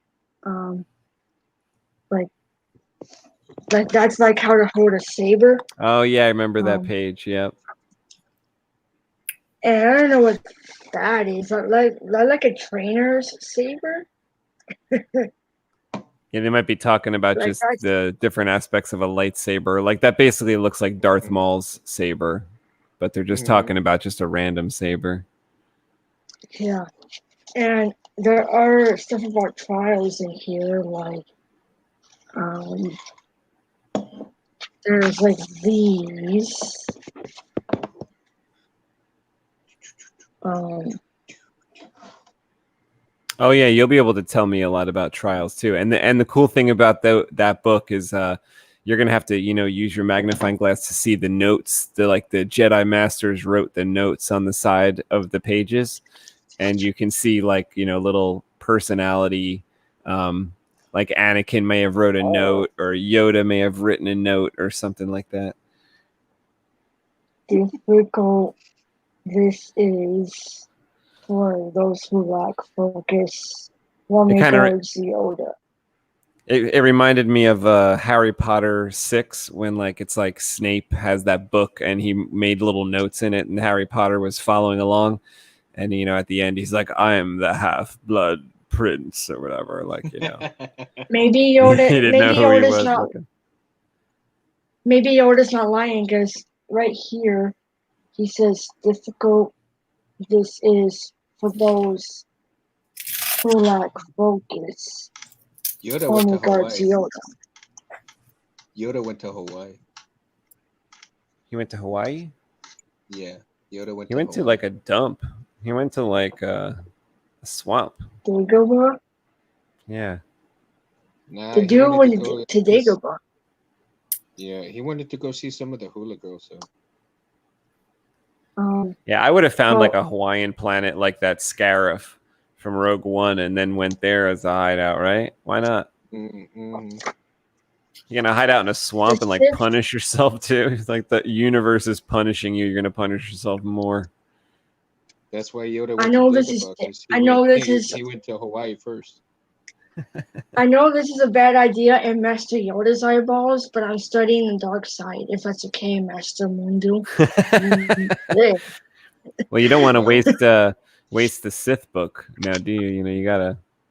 Yeah, you got to study all aspects of. Yeah, you remember what Palpatine said, right, Mundo? Yeah, you got to study. He basically all said aspects. how. He Not just basically a said to study dogmatic every view of the single. Jedi. Well, I agree with Palpatine on that part. Don't study just one side, Or where is he Sound right? sounds like a bad alcoholic drink. Palpatine. Um, No, it sounds like a breakfast drink, right? A breakfast drink. There you go. Ovaltine. Palpatine. oh Special my! kind of Don't forget to God. drink your Ovaltine. Hey, that was. Oh my Ralphie's God! favorite. Listen to this. Oh my God! That was Listen to this. This is creepy. This is just. What is this? Wait, what? This is like, peace is a lie. There is only passion. Oh crap! Hope I don't get lured into the dark side reading this. That's a The Sith passion. creed. Yeah. that's just- What the blue hell? Like, Careful, what does that Melissa, mean? You don't want to pieces go of- too far. If you ever read the Darth Bane book, you'll see that in there too. That's their whole mantra. Like, That's their whole mantra hold is being up. a bad guy. They're like, F everybody. Like they might as well just write F everybody. Yeah. That's their mantra. Somebody said to be careful. Who? Be careful you don't read too much or go too far to the dark side, because then once you go, there's no coming back. There's no recovery. There's no recovery. Banyo Boys ask how the Oh. drawing is coming along. I think it's coming along pretty good. Kev, what do you think about this drawing? Can you see it? Yeah, it's great, man. I like I all the can't, back. but can somebody give an audio description of the drawing? Kev, tell her what you're seeing. Well, so in the foreground is a figure of the main character, Donovan. He has really broad shoulders, a big head with like a flat top haircut. And in the background, he's looking at, it looks like an egg that's wired into the floor, and it's almost on an altar of sorts, right? Kind of similar to the to where Luke and Vader were fighting on, right? Right, it's like Bespin. Oh, And tonight Space added all these hoses and wires and just looks like stalagmites all over the place in the background too. Looks pretty sick. Those are supposed to be icicles, like icicles from how the ceiling and dangerous stuff. is it for me? How dangerous is it for me to keep continuing this code, Monju, versus the other one? Like, I know I have a risk of going too deep. You know, You just changed the subject back to being a Sith. Kevin was talking about Donovan Cordova. Yeah. Sorry, I'm probably navigating again. But I found this. There is no emotion. There is peace. There is no ignorance. There is knowledge. There is no passion. There is serenity. There is no chaos. There is harmony. There is no death. There is the Force. And that's the Jedi one, right? Yep. And that's, whenever I say that oath, I feel better. Like I'm feeling warm right now, like a warmness of the light side. And must be the light side perking up. Well, I always 'Cause I'm feel that feeling when I'm talking to my friends too. Like when we're doing the show right now, we're talking to each other, and then you know, I'll usually feel a little uplifted too because of that. So maybe it's that too. Yeah. How dangerous is it for me to study the dark side? Well, that's something you're gonna have to find out for yourself, Melissa. That's something because I don't want to do what Anakin. I don't want to do what Anakin did. Everybody's different, Mama. Everybody's different. So, Space, going back to the drawing. I'm sorry, Melissa. I didn't mean to cut you off. Back That's to the okay. drawing. You got the icicles on the top there. I see, and is that like an orb in the middle of everything? It's an egg where another one of our like main characters kind of hatched out of it off screen. Oh, okay. Page. So that okay. And so this guy's like discovering that right now. He's like, like somebody like or something got out of this egg. Yeah, that explains the opening. How do you see his color? I kind of see the whole egg situation part as like some kind of glow, some kind of maybe yellowy green glow coming from this area with maybe the electronics or some kind of light that's coming from the back wall, like a light, yellow neon. Yeah, like some kind of yellowness, and then Donovan himself and the floor leading toward Donovan could be more like blues and that dark tones though that Kevin was coloring last week, you know. Nice. Now on those lines on the bottom towards the guide, are those going to be like blackened, or they're going to be kind of like a light brownish type color? Yeah, I kind of see like as everything gets toward the edge of the page, it will darken, and then like the inside of the egg and the outside of the egg will be the biggest color change. So like Kev, if you paint like the inside of this egg like purpley dark and then like orange in the lighter part or something, then the egg here will be like whitish, yellowy, green, you know, something that can completely contrast to whatever like the inside is. And then so we get this whole real yeah, like I'm glad you asked about the color, because I did see this as like a very, very punchy like type of contrast, like mega contrast in this. I'm thinking, you know, Donovan being very dark, and then this whole situation kind of like opened up. Maybe there's some orange highlights around his hair, around his jacket and stuff, just to kind of. There you go, kind of like a get a neon orange in his hair. A little bit. Kinda I also like found this on like on the sides. Like on the sides. I've also been doing this. I found this on meditation. Oh yeah. That's what you need to do a lot of, Melissa, is a lot of meditation. That will help you ease your frustration. Meditation brings peace, harmony, and serenity. Mm-hmm. That's similar to real life too. It's not just the Jedi who get benefit from I don't that. mean to. For any Jedi Masters and Grandmasters wondering, I don't mean to lag on my meditation. My meditation It's is just- loud music. Metallica. Plus, and I so have. Plus, I have another comic. You don't mind me showing it here? Go ahead. Yeah, we like comics. Yeah, I'm gonna take off a few. I'm away over there. Okay. All right, All right, buddy. Kev. Thanks for. Comic though. Oh, this is that's this is nice. her bigger print Venom comic, and it's also a bigger overall comic, as you can see. It's pretty cool. Venom 2099 #1. Oh, I don't know that's what- nice. I don't know what that is says nice. though. That is nice. Alchemax. I guess that's the name of the story or something, or maybe that's the name of the artist. Alchemax. It's the company in 2089. I just, Oh. I have it in Braille. That's how I know. Spoiler alert for anybody who hasn't got this book yet.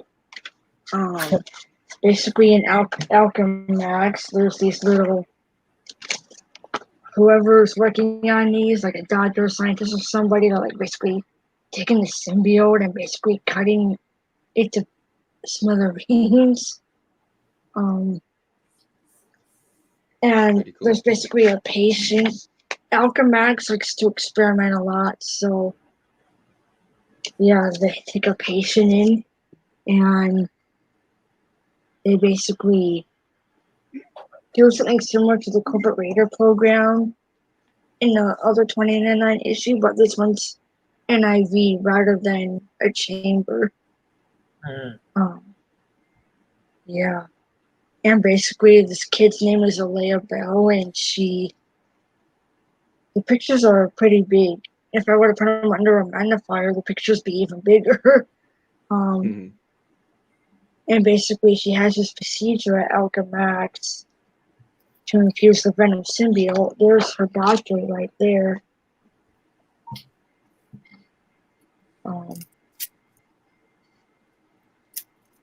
And they do the procedure basically. And she's getting infused. I'm gonna put And my she eyes wakes on- up. I'm gonna put my eyes on Melissa.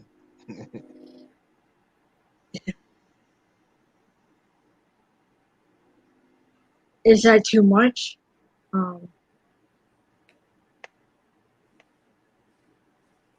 Too much. But basically, it's about a girl who goes to Alchemax for some sort of procedure and winds up with this symbiote or something. But this is the comic. The title I'm able to read is this large print. Are you saying a girl's going to be put It's in the just, symbiotic suit? Is that what you said? That there's a Well, girl's going to be Alchemax Venom, is- or A girl, yeah, a girl. oh, okay. See, isn't that what they're doing I don't know now if I for should- like all kinds of stuff? They're putting women in places of, they're gonna switch all kinds of roles now from men's roles to women's roles, and then they're gonna do vice versa.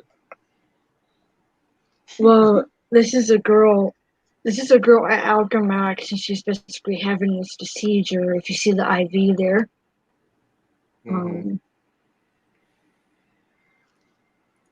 So I never Alchemax thought is it'd the be. girl. Yeah, if you see this,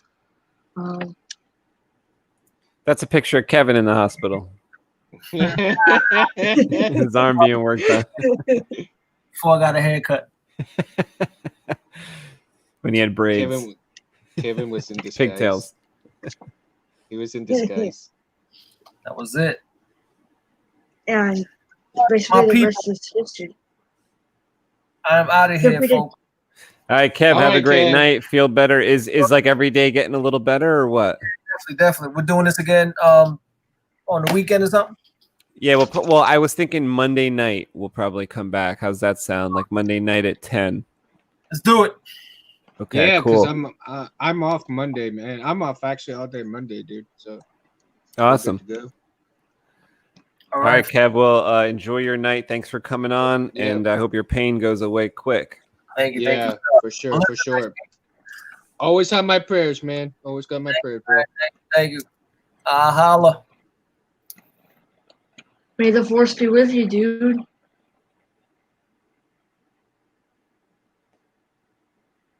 Kevin's got a lot of force with them paintings, I'll tell you that much. Yeah. I'm waiting for issue 2 of this story. Yeah, but there's no issue 2 anywhere. It might have got delayed with this whole situation.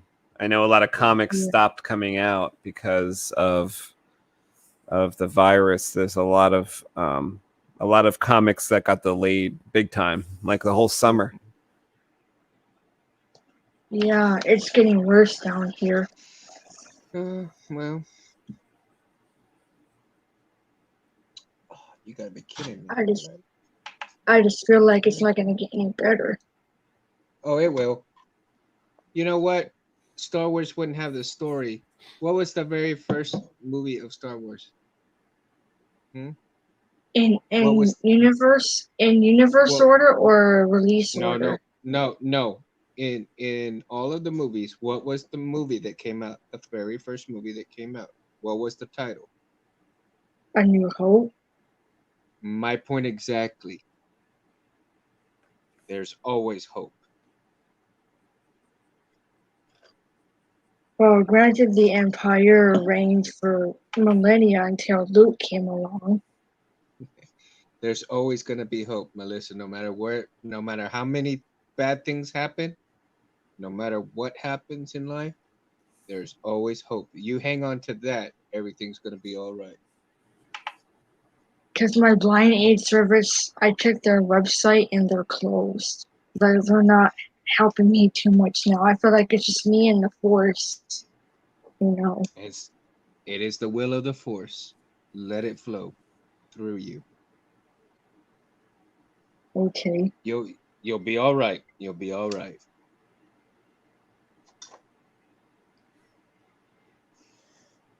I'm gonna grab me a beer real quick. I'll be right back. Okay, grab me one too.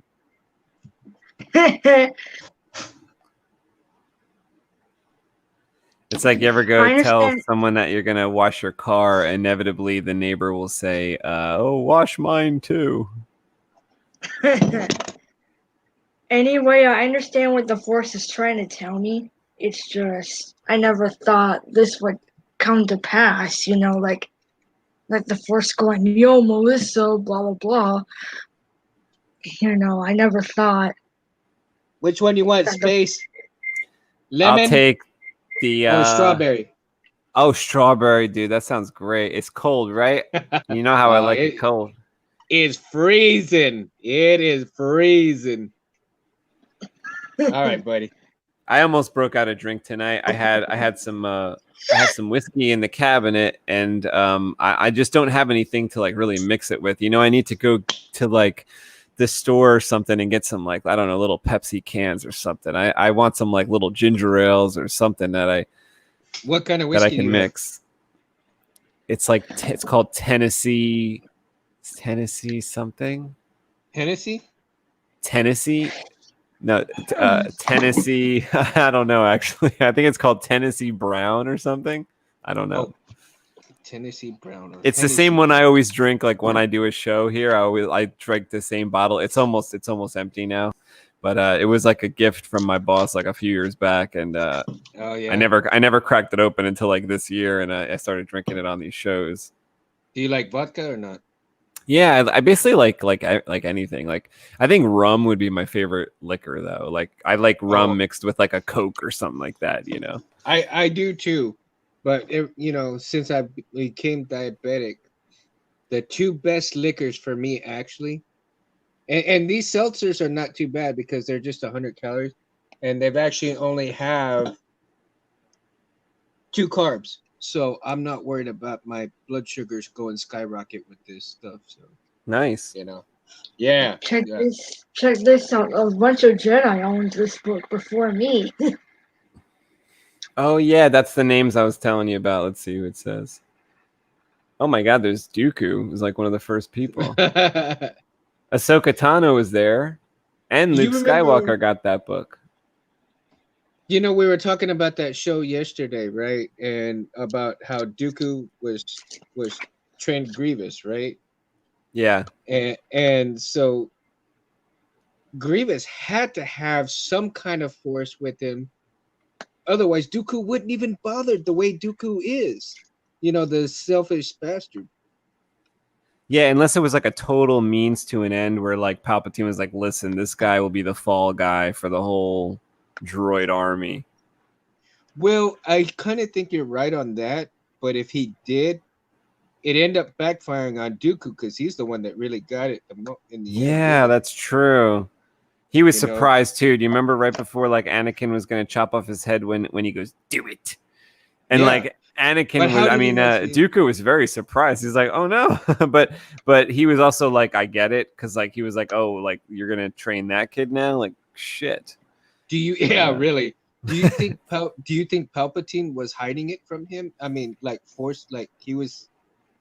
You know how everybody was under the Sith Lords. You know, he was using the Force to cloud everybody's minds.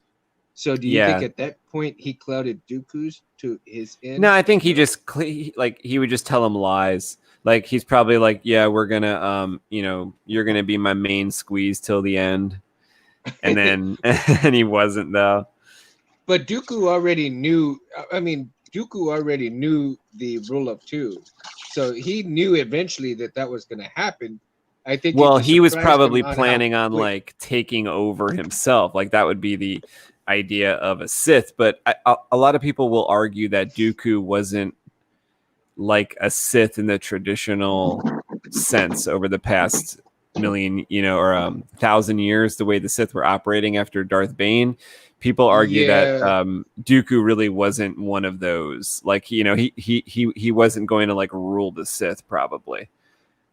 I kind of agree with that because if he really became a Sith, he would have gotten a Darth title instead of just Count. No, You he know what I was mean? he was Darth Tyrannus. Remember, he was Darth Tyrannus. Oh, well, yeah, that's true. That's true.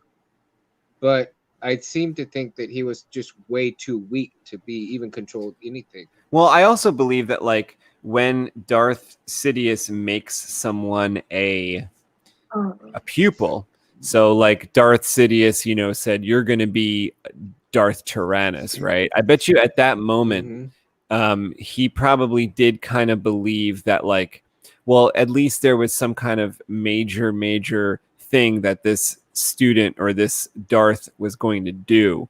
And the Force, like the dark side, probably told them like, this is going to be very important. This is the pupil to choose now, right? So, but over time, the idea changes a little bit. So like maybe his age is revealed a little more to Sidious, or Sidious realizes that like, you know, this guy's going to serve a purpose, but it's not the end game purpose. It's just leading me to the end, like kind of like Darth Maul did for him. And and like the same thing with Anakin. It's like he saw Anakin and he groomed him for like 10 years, 15 years to become Darth Vader. And he had all the highest hopes. And the Force was telling him, the dark side was telling him, call him Darth Vader. He, you know, the Force was telling him this guy is going to have like an auspicious future for the dark side, for the Sith. But then not what the day later, those hopes are kind of shattered in a way when Obi-Wan cuts off his limbs and he loses like the full power of the chosen one. Like the absolute full power is kind of reduced. So in that sense, it like probably dropped a couple pegs in Sidious's mind, I think, and then also dropped a huge gap, a huge peg down when the Death Star got blown up. Yeah. So I think it's almost like things change, especially for the the Sith plan. You know, they were probably like, remember in episode 3, before Sidious knew that Darth Vader was extremely wounded, he tells Yoda, Darth Vader is going to be more powerful than either of us. So he's very proud of that. Like, he's going to make this guy the leader of the Sith. He's going to be very, very powerful. What he didn't realize was the sentimentality, the emotion. That compassion was still there for his own blood, for his own family. So when his own son showed up and he thought everybody was dead, there's no blood left, and his own son shows up, that was the weakness that Palpatine didn't see that coming, you know? Yeah, and how could he really? Because he thought Darth Vader had completely eliminated that sense. Like his whole family, basically. His mom was gone. There was no dad. And the wife was gone. So he's like, okay, I'm in the clear to kind of, I'm his only friend now, I made him kill everyone else in the temple. So can you imagine though what it would have been like if... Go ahead, Melissa. Go ahead. That was kind of mean what Anakin did in the temple. Like, those it poor was little terrible. young Yeah. Terrible. The poor darlings, like... That's Can so you bad. imagine? Can you imagine how? I wonder how powerful actually he would have become, and maybe he may have not even come back at all. Like if there was no son. Well, yeah. Here's the thing: if he had actually killed Palpatine, if for whatever reason Palpatine couldn't take him, you know what I mean? What do you mean? What do you mean? You mean he decided he was too strong, or he was strong enough to challenge Palpatine? Yes, and beat him. How powerful would Vader have been, and how far over the edge would he have gone if he actually killed Palpatine? Are you saying when he had his full body? Because I have the belief that the full body matters. Like not everybody believes that, but I believe that, like, if the metachlorians is like 20,000 and then you cut off 2 arms and 2 legs, I mean, still it's 20,000 per. It's like per parts per million. It's still 20,000. I get it, but there's far less blood now. There's far less. Instead of having 10 pints of blood or whatever, he's got 5 pints of blood now, right? So isn't that less power? I would say so. I mean, in that respect, I think so. But, if you see, and I wasn't taking into the account of the midichlorians, really. And you opened my eyes. Hey, Space. Diamond something is here.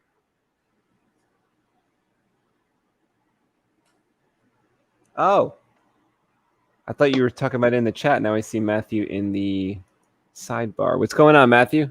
Hey, Matt. What's up, man? How are you tonight? Actually, I don't think we could hear you. Is something wrong with your mic? Let's see. It doesn't look like you're muted, but we can't hear you. Yeah, we can see you move, mouth moving, but no voice. Technical difficulties. You have to love them. Oh boy. No, not yet, Matt. Not yet. Oh, maybe, you know what? You could try leaving and coming back. Sometimes that worked. That worked in the past. Yeah. Very impressive. He's gotten a lot of pages done in that book that Diamond Dragons. Oh, yeah. For the book. It's like 200 and something pages already, almost 3. Shoo, impressive. Yo. Hi. I thought we'd be able to hear him now, but I still can't hear him. I thought that would fix it. Maybe it's something with the headphones. The headphones might be blocking the mic of the computer. Mine don't do that. We'll see. We'll figure it. Like I have a set of headphones that have a microphone in it, and sometimes when I plug them in, it tries to switch to that microphone, and that microphone's awful, and then it like doesn't pick up. Well, that's the reason why I had to switch. That's why I did it on my phone because There we go. on my That phone. should work. Oh, I can hear you now. Yeah. Oh, there you Yeah. go. Way to go. You got it. You got it. The stupid software decided that they're like, oh, so do you want to use your speakers as your mic? And I'm like, It said that for me the other day No. too. It was like, oh, you want your No, I mic don't. as the speakers? I was like, no. yeah, I was like, under what condition would that ever be a yes? When would you ever do that? Like, have you guys ever done that before? Like, gone over Never. to your giant bass speaker and you're like, Can you be hello, a mic? Hello. yeah, Hello. Hello. yeah. I mean, technically, they work in a similar way. You can do that, but I don't know what condition you would ever want to do. It'd be like saying, "Hey, instead of using your car today as your car, would you like to use a llama instead?" And you're like, "Well, let me think about that for just a few seconds, and I'll get back to you." Is the llama fed? Is he fed properly? Watch Does it. he They have spit. You get to feed the llama to the dragon, man. You gotta feed the Llama drama. llama I drama. prefer a soft saddle. About your Matthew, workspace. I don't know if you know Melissa, Matthew, but Melissa, this is Matthew, our friend, Matthew Corrado. He's the author Hello. of Diamond Dragons. And Matthew, this is Melissa, our friend from YouTube. Hello, Melissa. Hey man, nice to meet you. Just a heads up, I don't see very well. Okay. Think of Kreia. Think of Kreia. That's how bad my vision is. Don't worry. One of the dragons in my story, Artemis, is a blind dragon, and what I've tried to do with him as a character, and these guys could probably tell you about that, is have it where it doesn't even figure into the equation. Like it's not even really mentioned. It's just like it's going to be the kind of thing that if audiences see it, only at the end they'll kind of be like, "Wait a minute, wasn't he supposed to be blind? How did he know how to this and this and this?" And it's like, "Yep, there you go." Because I'm sure you've had to deal with that to some extent, right? Like make adjustments for your environment because maybe your vision is not as good. I had a lot of accessibility toward my way. Like magnifiers, braille, screen readers. Like when you watch the replay of this, I show them my phone and how I use it. And I use a screen reader that basically reads things out to me through audio. Makes sense. And when I go to click on something, it'll warn me double tap to activate, which is you tap twice to open it. And Copy that. yeah, I've been reading this. That's why this is here, because I've been reading this. I can't quite see it, but I'm getting an idea. It looks like a Jedi book. It looks like it says something about the Jedi bath. No, that can't be right. The Jedi path. Bath would not be right. Okay, got it. Yeah. Well, that would be interesting, though, right? They're like, bath time. Oh my goodness! The Jedi bathhouse. Bath time? Did he just He's say using the bath time? force. He's using the force to get clean. Yeah. Did he just say bath time? Bath time. He's using the force to get clean. A shower I need. Well, isn't that actually? I mean, not that we should bring this up necessarily, but that is something that everybody's always talked about films and stuff. Is you never see the banal actions unless there's some particular thing, like eating. Eating usually makes someone look like an arsehole, really, which is Well, I love that part about The Force Awakens. Like, I was so happy to see them eat again, because we hadn't seen them like at a right kind of table, but we never saw the refresher, which is what they call it in the books, the bathroom.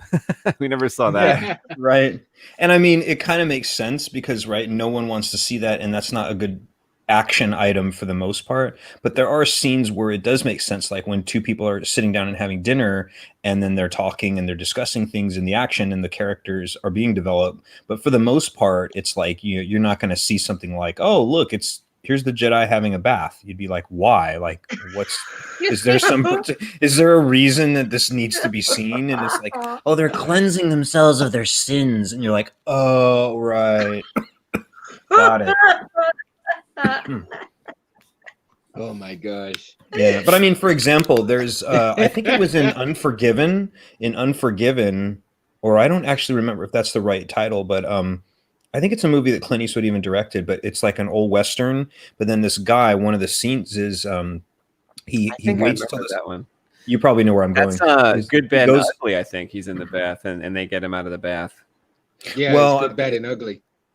no, you guys didn't let me finish, and you cut me off, so I wouldn't know what to say. Oh, to apologize. that. No, I was trying to say is there was, and I could have the wrong film, but I think it's Unforgiven where, excuse me, I'm choking on my soup. That this guy waits for a guy to go into the restroom. He's on the toilet.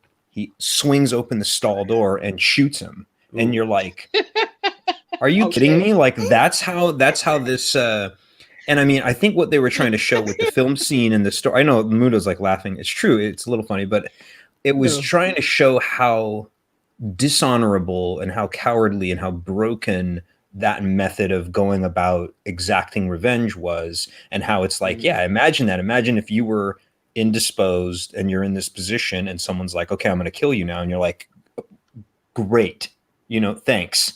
Like, yeah, it's just kind of weird, but I just remember that. And I don't remember if it was called Unforgiven, but I know it was like I think it was, It's one of those two films. It's either or the Good, Bad, and the Ugly, or the Unforgiven. You are right. Well, Mundo, the Good, Bad, and the Ugly. I know the scene you mean with that one. That's famous, where he's like, if you want to kill me, shoot, don't talk, and he's in the bathtub and he's got his gun underneath, and that's supposed to be the that's a completely different scene because he's come in to get him indisposed, and it turns the tables. In this case, it's like, imagine if he was in the bath and he still died. Yeah. That's how it was. Like, this guy was on the toilet, the guy swings open the door and just goes, and you're like, dude, that's ridiculous. Like, I can't believe it. Like, but again, it wasn't meant to be, I don't think it was meant to be funny. I think it was meant to show how broken and dishonorable and how janky, that situation was. No, I understand what you're saying. And I wasn't laughing about that situation. It's just, no, it is kind of weird. Because the phrase in my head, when you were talking about that scene, the phrase in my head just literally went, oh shit. You're on the toilet. Oh shit! Of course, that's where the phrase came from. You're on your last moments, and you're on the toilet. You're getting killed on the toilet. It's literally oh shit. Exactly. There you go. That's the reason why I was laughing. That's the reason why I was laughing. Now that is funny though, right? You're like, oh my god. About what you mentioned, it's a very good point because we never see the refresher at all in canon. Like, actually, we saw it this year in The Mandalorian. They well, really, I don't know if we saw it or if I think they even showed it, but the character asks to go to the refresher. Remember the one that I think it's like episode 1, or it's the one, it's very beginning, and he goes down into the main cabin of the ship, and then the Mandalorian kind of pushes him into the the carbon chamber where he freezes him up. So you try to go to the bathroom. That was the closest we got to the refresher, I think. I've always wondered what the refresher kind of looked like. I bet it's identical to our public restroom. Because it's very cool. Imagine the Jedi Temple and you have to use the bathroom and you're a Padawan in a temple. Master, can we pause training? I need to, my bladder needs to use the Force. Where's the nearest refresher? Yeah. Where do I go? And that'd be pretty cool to explore in the Jedi Temple. Like, their refreshers. And what that's like. That'd be pretty cool in canon. Like, that would be pretty cool to experience what the Jedi Temple refresher would probably be like. And they made a whole joke of it. Maybe it was fancy. Maybe it was more like I don't know, a European one or something like that. I don't know. I don't know. Yeah, like tiled very nicely and stuff. Yeah, Matt, probably you are one on a side, roll, buddy. Very impressive with the book, my friend. What is this now? Matt, I was telling you, you're very impressive, man. You're on a roll with the book, dude. Oh, I didn't hear what you said at first. I was like, what are you talking about? Thanks. Yeah, I don't know. I've just been, I mean, I really didn't reveal any pages to anybody out there, but I have been sort of just like, I don't know if it's just for me out there posting my stupid little updates, but it is kind of interesting because I was like, I just started writing it at the beginning of August. And even though I have the screenplay as the skeletal structure, it's true. I'm like trying to chug along. And it's funny how I was at 0 pages in the book on July 31st or ostensibly August 1st. And now, like literally, like actually I was writing in it a little while ago and then I saw that you guys were live and I was like, oh, I better say hello and just be like, so what is this? We're at page 290 now. Wow. Yeah. Nice. Yeah, That's what I was saying, Space. I was like, man, he's 290. I'm sorry. I'm sorry. Another level. I'm sorry, 294. But either way, and it's also hard to know what does that mean because, like, also when someone says I've written 290 pages, you're like, well, what typeface and are you spacing strangely and things like that? And it's true. I'm pretty judicious. Like, I don't have like just walls of text on the page. I try to break it up and like the paragraphs are short. And then I move to I'm doing it where the dialogue lines stay on their own line, which is not normal for a book as far as I know. But I'm like, I'm going to try something my own way with this, the way that I want to release it. Yeah, be true to yourself, man. Be true to yourself, dude. Well, yeah, no, it's funny you mentioned because I'm also trying to make it where I don't have anybody. I never do the whole blah blah blah blah blah blah he said or blah blah blah blah Jackie said. I hate that. It's so redundant and it's boring. So what I try to do is set up beforehand that who's going to say it, and then sometimes I don't set it up at all because the words that come out of their mouth at the point in the book that you're at, you will already know how they talk, and so you'll immediately know who that is. Like if I can't even explain it, but you guys would probably understand that. Like I think I was talking to Anthony about this over the phone. Was I not, Anthony? Which was about characters being so identifiable by what they say that in some cases you wouldn't even have to say who said it. Yeah.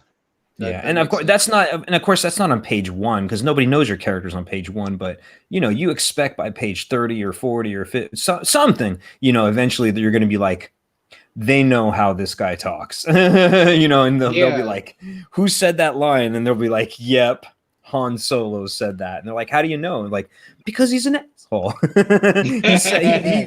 he said a very janky kind of remarky. What do you want to call that? What we say? What do you call it? Yeah, he's kind of a smart ass. You know what I mean? Luke wouldn't say the whole thing like, what is it? Marching into the detention area is not what I had in mind. You know what I mean? Like that's not something that Luke would have said ever. No, not even close. You're getting my drift. So if in a book you had to say marching into the detention area is not what I had in mind, said Han Solo, the brigand type of dude who is kind of a jerk, you'd be like, what the fuck? Like you don't have to do that. Like why do I gotta do that? Don't do that. No. And it like you said, your storytelling. I mean, and if it's that redundant, it happens in audiobooks though still. What is this? Like I'll be reading an audio comic. Like I read Kanan, and I'm going through the New Jedi Order books, and I'll get blah blah blah blah said this person looking like there's like an audio description of like that's pretty nice for me at least. Yeah, that's pretty nice for me because I can hear a description of the details rather than straining to try to see them. Totally understood. I'm not like necessarily dissing that. What I'm saying is the attempt that I'm making is different. It doesn't mean that I think that everybody else's ways are broken and mine's the only. I would never do that actually, and say I have the only way to do things. But it's like what I'm trying to do is make sure that I'm like by context, people will know. And I'm also setting it up where like sometimes I'll like write a whole bunch of narration, and then I'll be like, Jackie paused and looked over to Link intensely. And then suddenly there's a quote where he's like, Link, I don't know. This is up to you. If this is up to you, I'm not going to make the decision for you, or something like that. So then people already get that Jackie said that line. Does that make sense what I'm trying to say? The way that I've shaped it? Yeah. So I'm not making it confusing.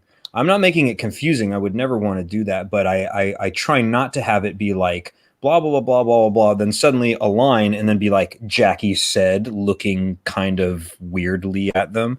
I don't like doing that. I kind of like to set it up first that you almost know who's about to speak, either by context or the fact that I described an action that they just did. Like if it would be like all this, action stuff or narration, blah, blah, blah, this happened, then this thing, Artemis scratched his beard.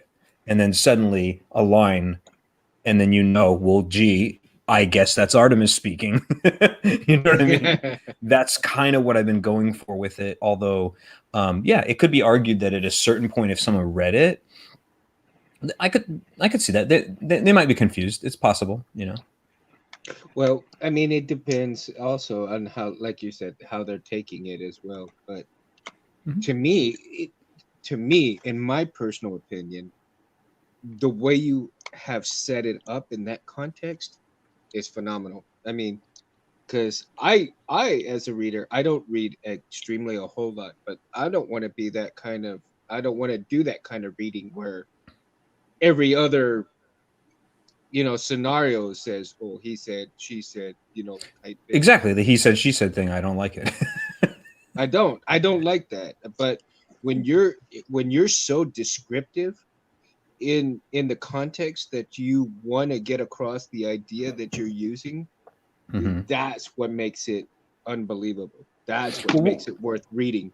We'll find out too, Mundo. And again, if you want me to send you over a PDF of like some of the chapters, you can. And I mean, the kind of thing that to kind of have you understand too, Melissa, if you just to say it, or because Mundo kind of already knows, and Anthony knows, and so does Kevin. But like, there's already the kind of he already knows. So is that Space Windows actual? Oh, sorry. No, if you knew his real name. Yes, it is. I'm sorry. I should be calling him Space. Oh, wait. Were you using code names? Oh, in that case, I'm Spider-Man. Hey, you don't mind me saying your real name, do you, Space? No, I don't mind. Sorry. Yeah. But anyway, Mundo, if you want me to send you over a few chapters, what you'll find is then you'll be rereading what you've already now seen in that pre-visualization thing. So there's also there's two things going on. Now that you've heard some of the voices of the characters, like with Artemis, now that you've heard Link's voice, you've heard Elder Dragon, you've heard Dupre and Llewellyn and so forth. You're reading it, you'll probably be like, I can almost hear their voices. But what I'm trying to do is also, the way that I wrote it is, I need to imagine that they've never heard these characters' voices ever. And therefore, when I introduce them and describe them, that they at least get a visual, and then they get to think about how they think that character is going to speak. If they ever get to go and see the pre-visualization, good for them. But if they don't, I want to make sure that they know Artemis is a wizard. And he's old and he's wise. So they'll get that. I want them to know that Link is a sprightly little, cutesy dragonfly to some extent. And that way, in their mind, they'll fill in the gaps the way that they want, but at least they'll be close. Like I keep mentioning the word with Llewellyn, curmudgeon, a lot. Because he's kind of... But that's what makes the foreshadowing so awesome, man, because the way you want to go about Be right back, guys. Right back, guys. I gotta use the refresher right quick. Oh, I knew. Well, hopefully no one will want to kill you, right? 1 second. Exactly, no problem. Take more than 1 second, actually, because it seems like it would take more than one. Take one. But take a number two. That's just awesome, man. I mean, I'm glad you're doing that, and I'm so stoked to.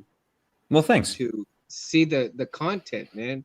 Because again, but these guys are doing their stuff too. Like I'm excited. Like I keep telling Anthony and Kevin, I said, yes, send over whenever you have some chapters if you want me to read it, because then at least from my perspective, I can read And if I get super confused at any point, I can be like, so I got really confused here. Once I, read ahead and then I this and went back. Oh, I get it. But I'm like, I ran into roadblocks. That's really hard for a writer to identify with themselves, because the problem is you become so familiar with your characters and your story.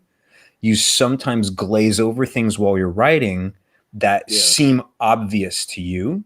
But then if you hand it over to someone else who just doesn't know your story and they're trying to read it in, contiguous order. In other words, they don't know the end of your story. Why should they? You don't want them to know it. But anyways, then while they're reading, they can be confused. So I've constantly That's an interesting way to look at it. It's more than interesting. Like, you have to. If you don't, what will happen is without fail, you will fail, because what will happen is as people are writing or reading, they'll run into something that seems ambiguous, confusing, or they're unsure of what it really means. Maybe in your head it's clear because you already know all this crap that's going to happen, so you glaze over something, and you forget to be like, I got to hit these people in the face really hard with this particular detail, because if I do not, then they'll be confused later on. Sorry about the weirdness there, on, but guys. I really had to. But I really had to use the refresher. There's nothing weird about that. Even Jedi gotta go. No, it's all good. It's all good. I don't know if you're aware. What's your name at the bottom? Matthew? Who, me? Yeah. Oh yeah. So Are you aware? Are you aware I'm getting a saber soon? Oh no, I don't. I just met you, so I don't know. But I mean, is Space building you a saber? No, not Space. Scarecrow's workshop is. Oh, someone else. Oh, cool. Well, that's awesome. Right on. Space was a part of it. Yeah, true. He was a part of it. Like on TRA Space, if you can remember, what did you participate in? In part of my saber, like the. Oh, well, by the time I became aware that they were making it, they were already had all the parts. So I just donated some money toward like some parts that he needed still. I think he had most of the parts and maybe he just needed one thing, or he was kind of already bought all the parts, but he said, if you want to help out, you could chip in something. So I think I just chipped in. Thanks for the donation, Space. Yeah, no worries. Sorry, after you. Yeah, Anthony's really generous with his time and efforts and money and this kind of stuff like that. He's always going above and beyond. That's why I think he's awesome. Basically, and also, he builds really excellent sabers too. So, I heard they sound kind of neat. The smooth swing, it feels as if it's a physical device. Yeah. Yeah, I've been hearing more about that. I've been out of the community so long, I don't really know, but I've been trying to get some of the sound work that I've done to configured for that. We'll see if that actually happens, but I'm sort of maybe #?? Starting the process of that, but we'll just see. I was just going to ask you, how's it going? I mean, I just no comment for right now. It's just, we'll just. There's too many other. Let me know things. Well, there's too many things on the docket right now. It's such a low poly count for me. I'll put it that way. Right now, the focus has been on the book and the film and my cast, and then trying to crowdfunding and doing all this stuff, and then just trying to deal with my life. No, that's which is jank. Yeah. Well, hey, listen, you can always contact me and talk if you need to, Yeah, well, I mean, if you want to read some of the, I think I already send you some of the screenplay. Yeah, you did. You sent me some of the screenplay, and I love it. I love it, man. I really do love it. Oh, cool. So, what did you read up to? Oh, I guess probably the first few. I guess the first few pages. Okay, cool. So it's not like pages. It's not like you've read past what the 20-minute pre-visualization shows, because I think you have at least half. I think I probably gave you the 93-page version where it's I don't want to call it halfway through. It's actually past half, but the point is, Yeah, I need to it's a catch chunk. up on it. I need to catch up on it because things are going like 100 miles an hour. Because, I like I bet. said, in February my dad passed, and then I know, after man. I'm my so sorry. thank you, and then 5 months later my mother passed. I So it was know. like, so it's like all these, and then today I find out like a great aunt passed. So it's What like, today too? Another. Oh no. yeah, and it's kind of like happy and sad because yesterday was my 19th year wedding anniversary, and it was like, so we Hey, celebrated. oh. So yeah, I'm getting old. I'm No, getting I old. just said hey, oh. I didn't say old. No, I think So, Matthew's so trying to, it's No new updates. so I'm still trying to catch up Rip with ears. everything that I've kind of put on the back burner to do, and because I'm gonna tell you this, Matt. Your story, The Dragons, it just brings me a lot of comfort when I read it. Oh, good, You man. know? Well, anytime you want to read more, feel free. Like I at least trust you. Like I wouldn't trust 100% of people out there with 100% of the screenplay because I really don't want to reveal the ending for a lot of people. But for you, I'd be like, yeah, if you want to do it, because I know then you'd be like, cool, I know what it is. I will not be telling a lot of different people, but it will also probably impact you in a way that you never would have thought before because it's so not like what people like. Put it this way, the 20-minute pre-visualization is nice and all, but it's like it doesn't even give you a shadow of what's going to happen by the time you get to the end. Sort of like with Fellowship, it starts off as, oh, look, it's cutesy Hobbiton and they're just making, vegetables and garden stuff. It's going to be a great old time. And then by the time you get to Return of the King, you're like, holy, are you kidding me? He bites off his finger. You got to be kidding me. So and it's like, I'm really digging Artemis's character, though. I mean, yeah, he's pretty cool. Such a wise character. He's almost like Yoda in a dragon form. Yeah, he's like Yoda / Gandalf, and I mean that's why, exactly. Of course, his voice is going to be more like this. Probably voice him quite a bit like Gandalf would. That's Thou shall not pass. You shall not pass. I forgot what is he? What is you do it a lot better, way better than I do. I need to do that line, whatever he says, he'd be like, flame of Uldur, fire and hell will not avail you. Go back to the shadow. Oh, sorry. Okay, I probably was like rip ears. Now, Space, come on. You got to do Palpatine. Oh, Palpatine. Come on, Space. Come on, Space. Come on. I could listen to Palpatine laugh on like some kind of loop all day. I think. Really? Yeah, that's creepy. I believe that's that creepy. Because how he kind of changes up the laugh, and it'll be like he'll be real happy, and then it'll be a long, elongated, dragged out laugh, and then it'll be a quick giggle type of laugh. He's got a bunch of them. Your friends is yours. Melissa, you're looking a little lost there. Are you okay? Yeah, I'm just letting some of you talk. I'm not lost in the dark side or nothing, just listening. Even though I look like good. it, probably. A wise Yeah, my Jedi eyes. is always listening. A wise Jedi is My always listening. My eyes tend to do the upper gaze, Anakin did it, off and on. I tend to get this upper gaze, Maybe the dark side creeping in, out, out. There you go. Yeah. Space, whose face are you drawing there? This is Donovan right here. He's like looking at this egg, and then I know, but whose face is below Donovan?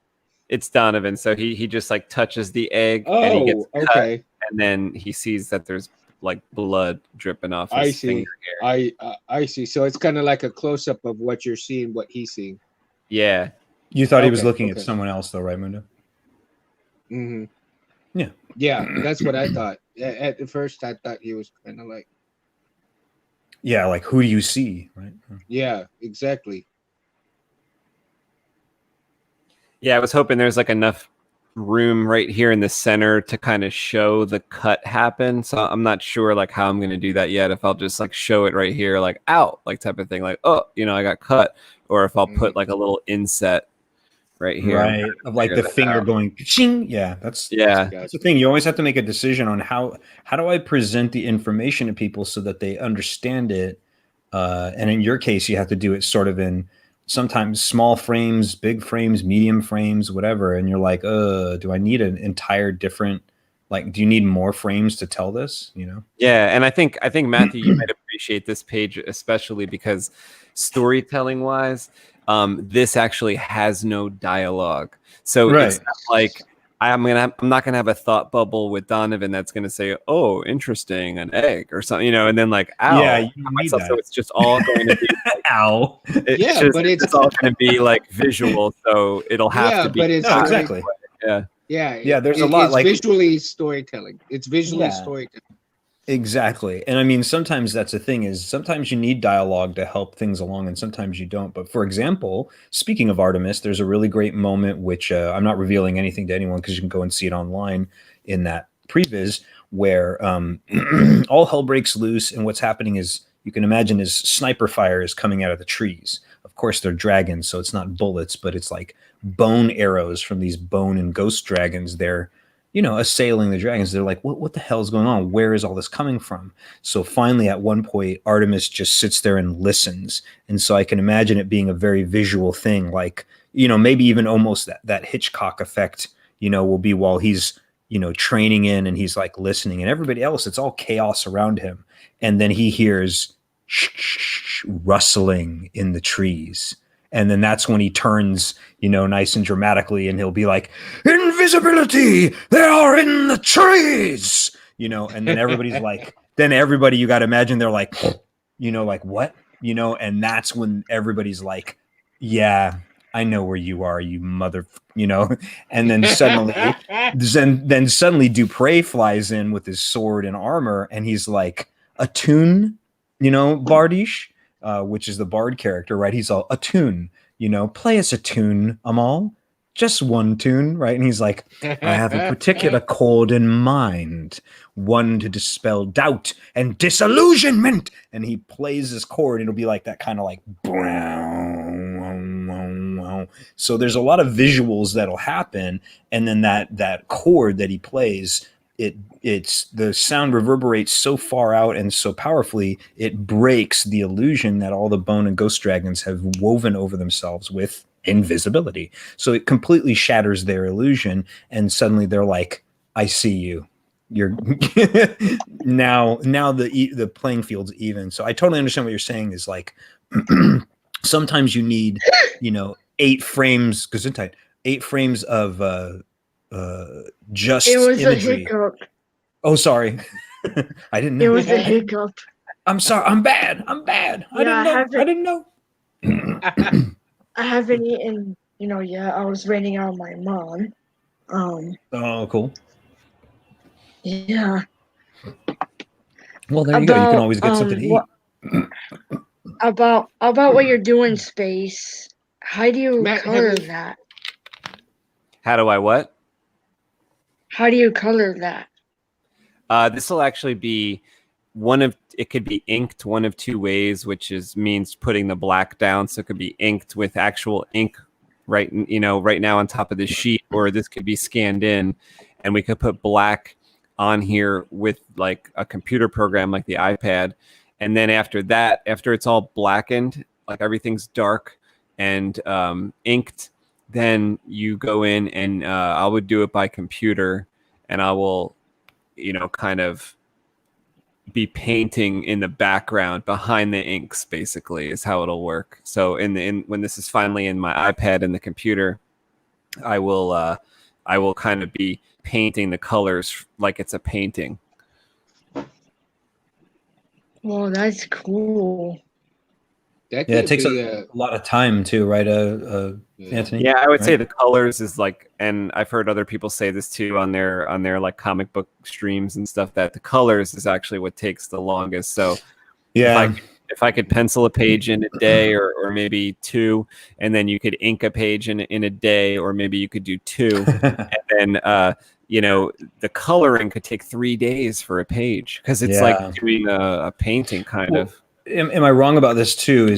And I mean, again, you would know way more about this, and not me. I barely know anything about this because I can only bring on my concept artists, as you know. But like, isn't that why there are colorists, right? That, in other words, a lot of people will draw and they'll be like, "Look, I could color this, but just screw it. Like, I'm going to give it to this colorist and be like, his hair is blonde. This thing's that. He wears a leather jacket. This. Just go on with your bad self and have fun." And then they do just a really great job at it. But sometimes it can slow the artist down, because when you're so busy drawing the colors, you're like, it's eating up bandwidth, Right.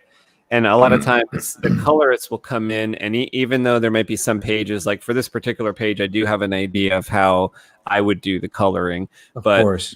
A colorist might come in and have that different perspective that will give you something that you'll just be like blown away. You'll be like, "Whoa, dude, seriously, this is amazing," because they have an idea of coming into it fresh, and also coming into it with like a color theory, like a school of color, and they'll be like, "No, this is going to put a lot of impact where you want it," and stuff like that. So like, wow, it's funny you mentioned that too, because it's like so I've been trying to work with this other guy on my on Diamond Dragons a little bit, Tadeo. His name is Tadeo. He's this Italian guy, and I like him. He's cool. He's not at maybe the level that Claudia is, and that's one of my other concept artists. But I won't belabor these points. But all I'm saying is so Tadeo was doing some still frames for me. I really can't explain it in full, but let me just explain it this way. When he showed me some of his prototypes, like, Anthony, I don't know the kinds of things that you and Kevin do, but I do know this. I know when an image is too muddy and the story is then muted and it's taken away from. So I was like, Tadeo, you have way too much. Everything is brown. You know what I mean? Yeah. And I was like, we need contrast. Like the sky looks dark, but the dragons look dark too. I'm like, I need the sky to be very light blue. The dragons have to be vibrant. And then these things can be shadows and da-da-da. But I'm like, oh, you have all shadow. It's all shadow. And I can't read it. I'm not seeing it, Yeah. I'm going to go eat something right quick. Oh, that's a good idea. Especially if you're hungry. Yeah, don't starve. Yeah. I'll probably be wrapping this up in not too much longer. So if we don't see you, have a great evening. Have a great night. Yeah. I'm gonna go eat some food, guys. And Mundo, thanks for the Force Jedi to Padawan advice. Yeah, I appreciate the master. I appreciate the master to Padawan talk. It helps a lot. Anytime. Thanks, Mundo's awesome. It was great to have you here. Anytime. It was nice to meet you. You too. May the Force be with you guys. The Force will be with you as well. Gonna eat. Okay. Go for it. If we're around, come on back. But yeah, anyway, I was just going to say though, but Anthony, like, I resonate, man. Like it's really hard because again, it's communicating a story, and it's hard because you want people to, like I have this guy drawing some things and I just want to make sure that he knows what he's doing. But at the same time, I don't want to tell him no. I want to just say like, here's how we'll improve it and you'll improve too. And it's weird because again, I'm more of a director and this writer in this stuff. I'm not an artist, but I know when I look at a frame and I go, look at this frame really quick and tell me if you would understand anything about what the story is, And I was trying to communicate that to him, that I was like, you're not communicating what we were talking about. Do you guys understand what I'm trying to Yeah, exactly. Super important. Exactly. And that's why I was like, oh man, I wish I had more Anthony's and Kevin's around because they're so talented and beyond just being a good artist, because it's one thing to say, oh, I draw really well. I'm like, well, yeah, but can you tell a story? Right. It's a whole different skill set to do like 100%. A story, but that's kind of what every drawing or painting kind of is you do want to have it be telling some kind of a story. Like when you go to a museum and you look at all these wonderful paintings and you see that, there's like a there's thunder clouds. There is a lightning strike out of the sky. It is hitting somebody. You know, there is a hill. Then there is some religious people in the middle ground. Then they're carrying the body of what looks like Jesus. You know, so it's like they're telling a whole story of in what a happened. picture. Yeah, and it's just a static picture. So you're like, okay, you know, the heavens opened up. You got Jesus. It looks like he was just persecuted. You know, so you kind of get this whole scenario, and it's like it's obvious because it's like a lot of the paintings were church commissions, so they're need to tell a story just like you're trying to pay someone today to tell your little story in a single page, or not even the whole story, but just something. Yeah. Well, and what I had to tell Tadeo is this, as I said, we have maybe, I can pay you to do 4, 5, 6 frames, but it'll be like, and I even kind of said, I broke it all down for him too. I was like, Elder Dragon is much younger at this time. He's not a baby. He's just, more of someone our age, Mundo's age, my age, your age. So he's not 70, 80 or 90 at this point. It's his, he's like a middle-aged dragon. Exactly. So this is like hundreds of years ago, and this is when he met Altea, which I don't think Mundo understands anything about this dragon Altea at this point, but Anthony would know a little bit because when he did some of the readings that she gets mentioned, but Altea is long dead. She's been dead for a long time. And so this tells the story of how they met, then how they build the castle together, then that they get involved in a battle or a war, and then she falls. So I'm not saying that's 4 frames because I'm like, we'll need a little bit more than that. But I was like, that's it. So I was like, and then I had a few things. I could do a lot of that in 1 frame. I could have, your character, it could, I don't know what the dragon form is actually going to take, but you have a figure, kind of holding somebody who's dead, female. Right. That kind of tells, and depending on what expression, maybe there's a look in this person's eye, maybe there's a tear, maybe this person's wearing armor and they're all battle scarred and the armor's dented, and so you could tell they were in a battle. She died, he loved her, or she's important, and then maybe in the background you have maybe the battle still going on, so it's right. Like you kind of can do a lot with 1 panel.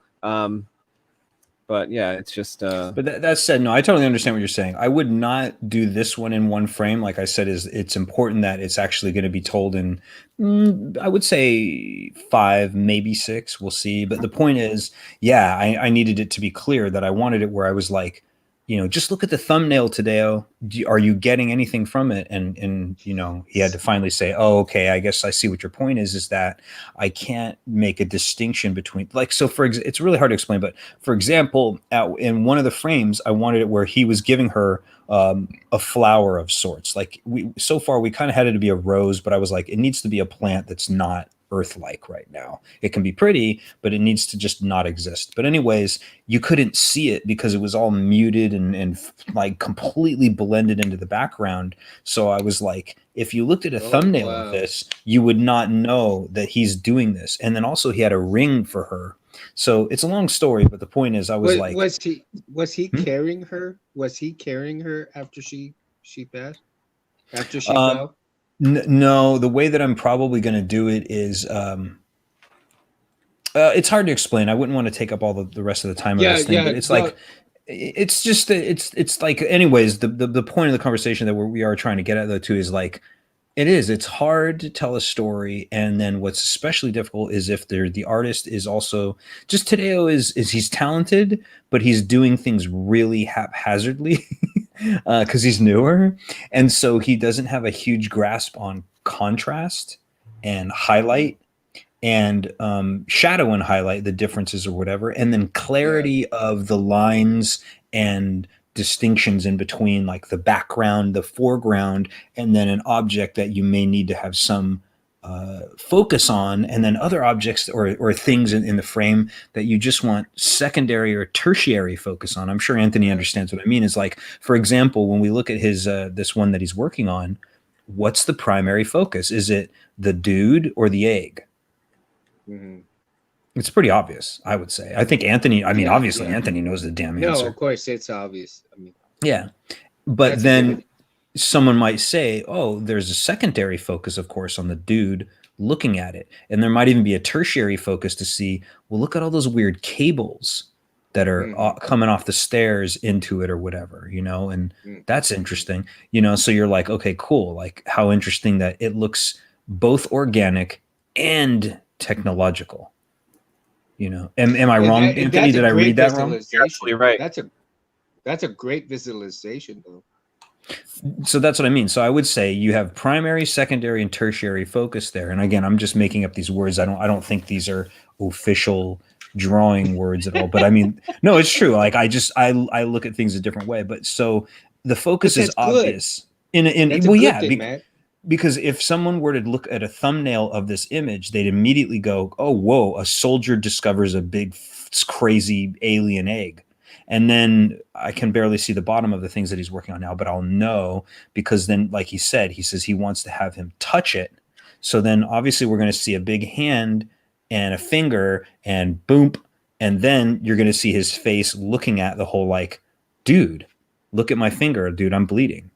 So it's like, that's clarity. So that's what we're going for with the Elder Dragon thing and Altea. And we'll see if I can get Tadeo on board with at least giving me some kind of relatively repaired concept art, because I had to go back to him a couple times and say, you got to clean up the sky, man. Like it looks like a disaster. Because just a visualization that I'm going through as you're talking and you're describing that scenario. Mm-hmm. And I'm picturing like 5 or 6 different color schemes. I mean, it's like, you have the darkness of the sky with the battle going on. You have the light in the background of the middle part of the sky that, there's no fighting. It's just the light itself from the sky itself. Then you have the kind of like middle ground where, the dragons are. And so there's, I'm picturing several different, color schemes. You'll see. You'll see eventually. Like, I mean, eventually when I have Tadeo finish those frames, because you're actually in the secret group, and I think I've put Anthony in there too. But I mean, I know he doesn't use Facebook that much, and I don't blame him. It's just a way for me to organize people and whatever. But some of those frames can go in there. Oh, in fact, actually, you've seen at least a few of them, Mundo, which is it's in that one video that I made about a month or so ago where it describes Elder meeting Altea, and I highlighted some of Tadeo's work. Was it like the number 7 video? To be honest, I don't remember anymore because I just make them and post them. But you would know because you would have seen there was a dragon sleeping in the field, and then the elder dragon's there looking at her. Okay. Yeah, that's basically Elder Legimoto and Altea, and that was just the very first frame when he meets her and she's sleeping in the field. Yeah, it would be hard to remember. You would love that's past number 8. I think that's past number 8. Yeah. For the situation that you're going through right now, you would love to have my book library. I have like a lot of like concept art books that you would love to show, your artist, like, this is what I mean, like this is what, Well, it goes a couple of ways too, Anthony. Is what happened is, like, how do I explain this? This kind of comes back to that conversation you and I had where I said it was like team building, because so far, I have the vocal actors that I have, and some of them are extremely talented, and some of them are on point with the vocal work, and some of them are in other places with it. Everybody's different. Everybody's at different levels. Not everybody's perfect. I'm not perfect either.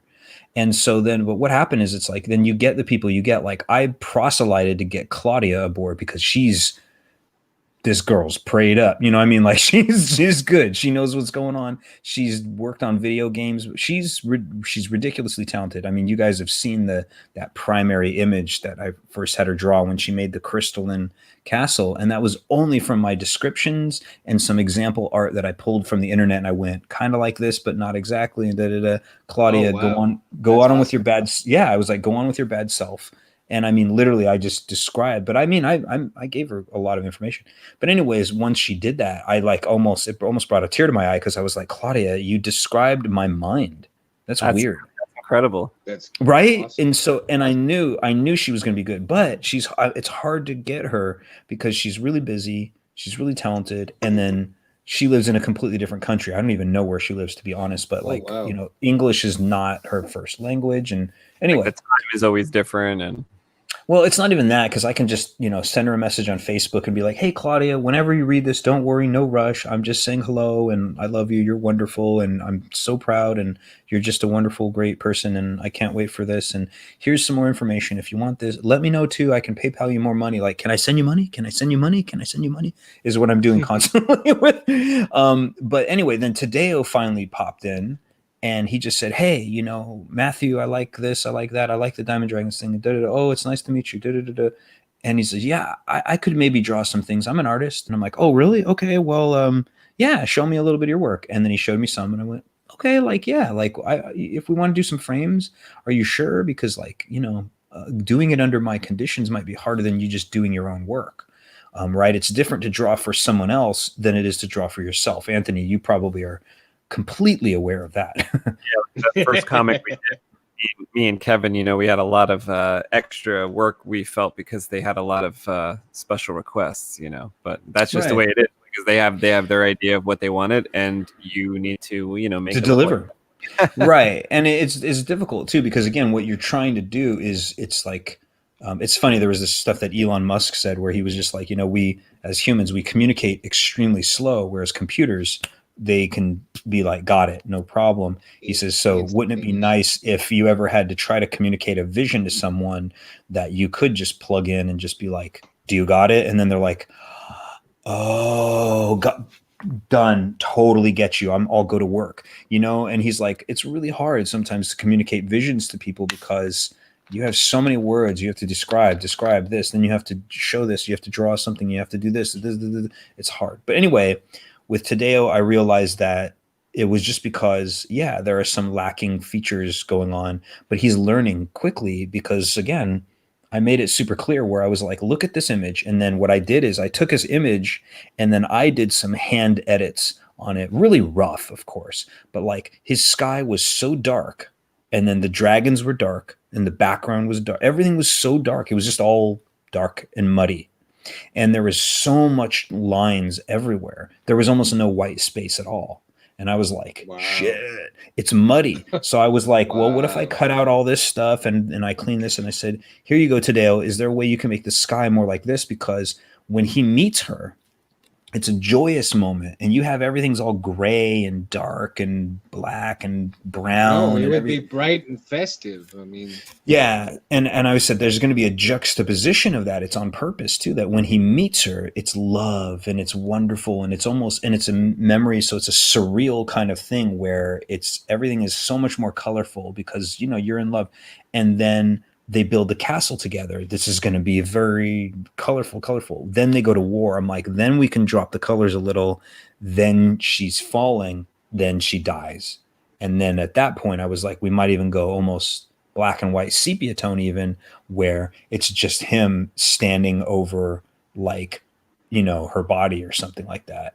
And then right there, one of the final frames works as this, is that that's when he builds the, what's called the Iezalos, but in this case, it's basically just the Dragoseum or the mausoleum for dragons. And then he's like, now I can remember you for all of time, my sweet Alteia.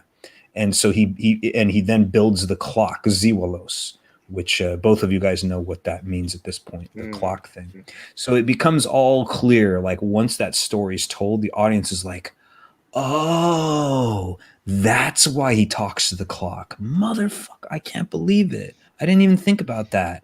Like And that's in the what's so beginning, great. he walks in and he's talking to this clock, and people are going to be like, "The old man's crazy, like what the hell," and stuff.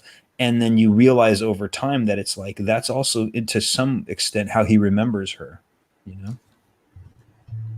And the visualization on that is phenomenal. I mean, that's the thing. It's just Yeah, it's to meant to get be to that. imagery. Yeah, and then I'm losing my train of thought here because my brain is going 100 miles an hour now. My brain is going 100 miles an hour with all the visualization that and all that imagery that you're putting in. You know. Well, that's but what see, Anthony does too. You know, he's got to do all this stuff too. Here's the hard part that it's hard for me to talk about it because I'm nowhere near the level of what you guys can accomplish, what you guys can do, what you guys are seeing as far as, you know, the imagery, the visualization, and so forth.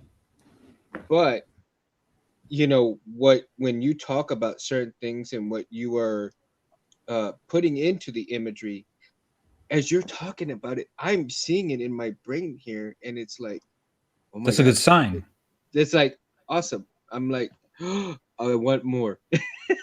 I want more. Well, that's the thing. That's what I love about Anthony's work. So you see the imagery, and now I want to know the words too. You know, I want to read exactly. The story. And it's like Anthony said, you know, he already knows the story, and he's drawing and he's coloring around the story already. Mm-hmm. So I mean that, and most people, and from what I think, I don't know if I could be wrong, but most people usually take their story around the drawings instead of, you know. I think what you're saying. I think it works both ways. I think it depends on people. Some people would be like, they wrote the words first and then the imagery comes later. And then sometimes it's a hybrid and sometimes it's reverse. I'm sure it's just it's a great many things. Yeah. I'm mean, sure. so it's a big roller coaster ride, but for somebody like myself, you know, it's, well, we all have different gifts too, Mundo. I mean, you know, yeah. just because Anthony, like I couldn't draw to save my life. If Anthony held a gun and said, Matthew, you know, you have 5 seconds to live, you got to draw a really, really good dragon. I'd be like, I'm going to take the death on this one, I think.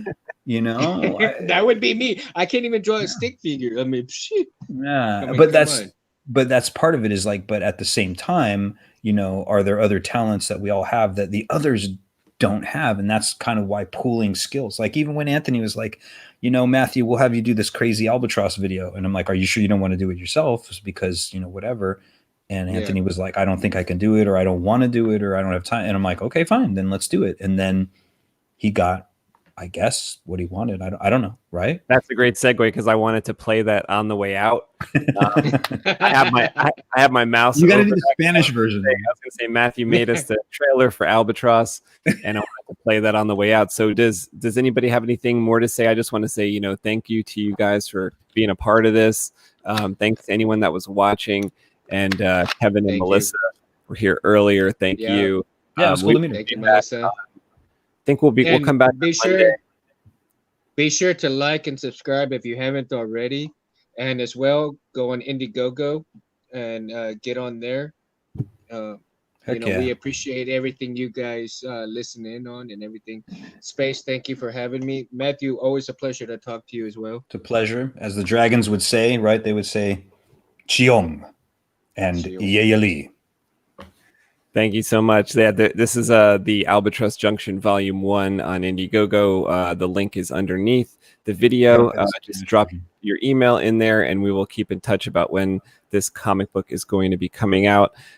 Here's the trailer that Matthew made for us, and it is so awesome. I'm so happy with it. Thank you again. But before you go to, Mundo did the Spanish version too. So like if you know, to the Spanish viewers, you will appreciate that he has done the sun, because eventually I do want to have the whole comic written printed in Espanol, so we will have that eventually. And we, you know, thank you to Mundo for you're going to be helping to translate the whole thing, so. That'll be amazing. I would love to see that with all the, like, that's a big step, you know. That's an endeavor. Yeah. Well, I got some people to help me, so we'll get it done. Hey, well, it's good to talk to you guys again. Yeah, it was great to see you, Matthew. Great to see you, Mundo. You bet. And Good to see you too, buddy. here's the trailer as we roll out of here. Have a great night.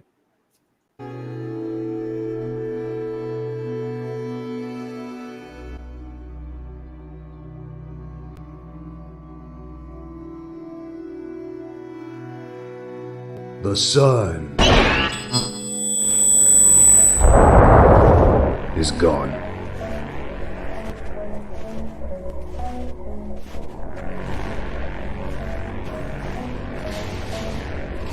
A voyage to a faraway world ends in tragedy.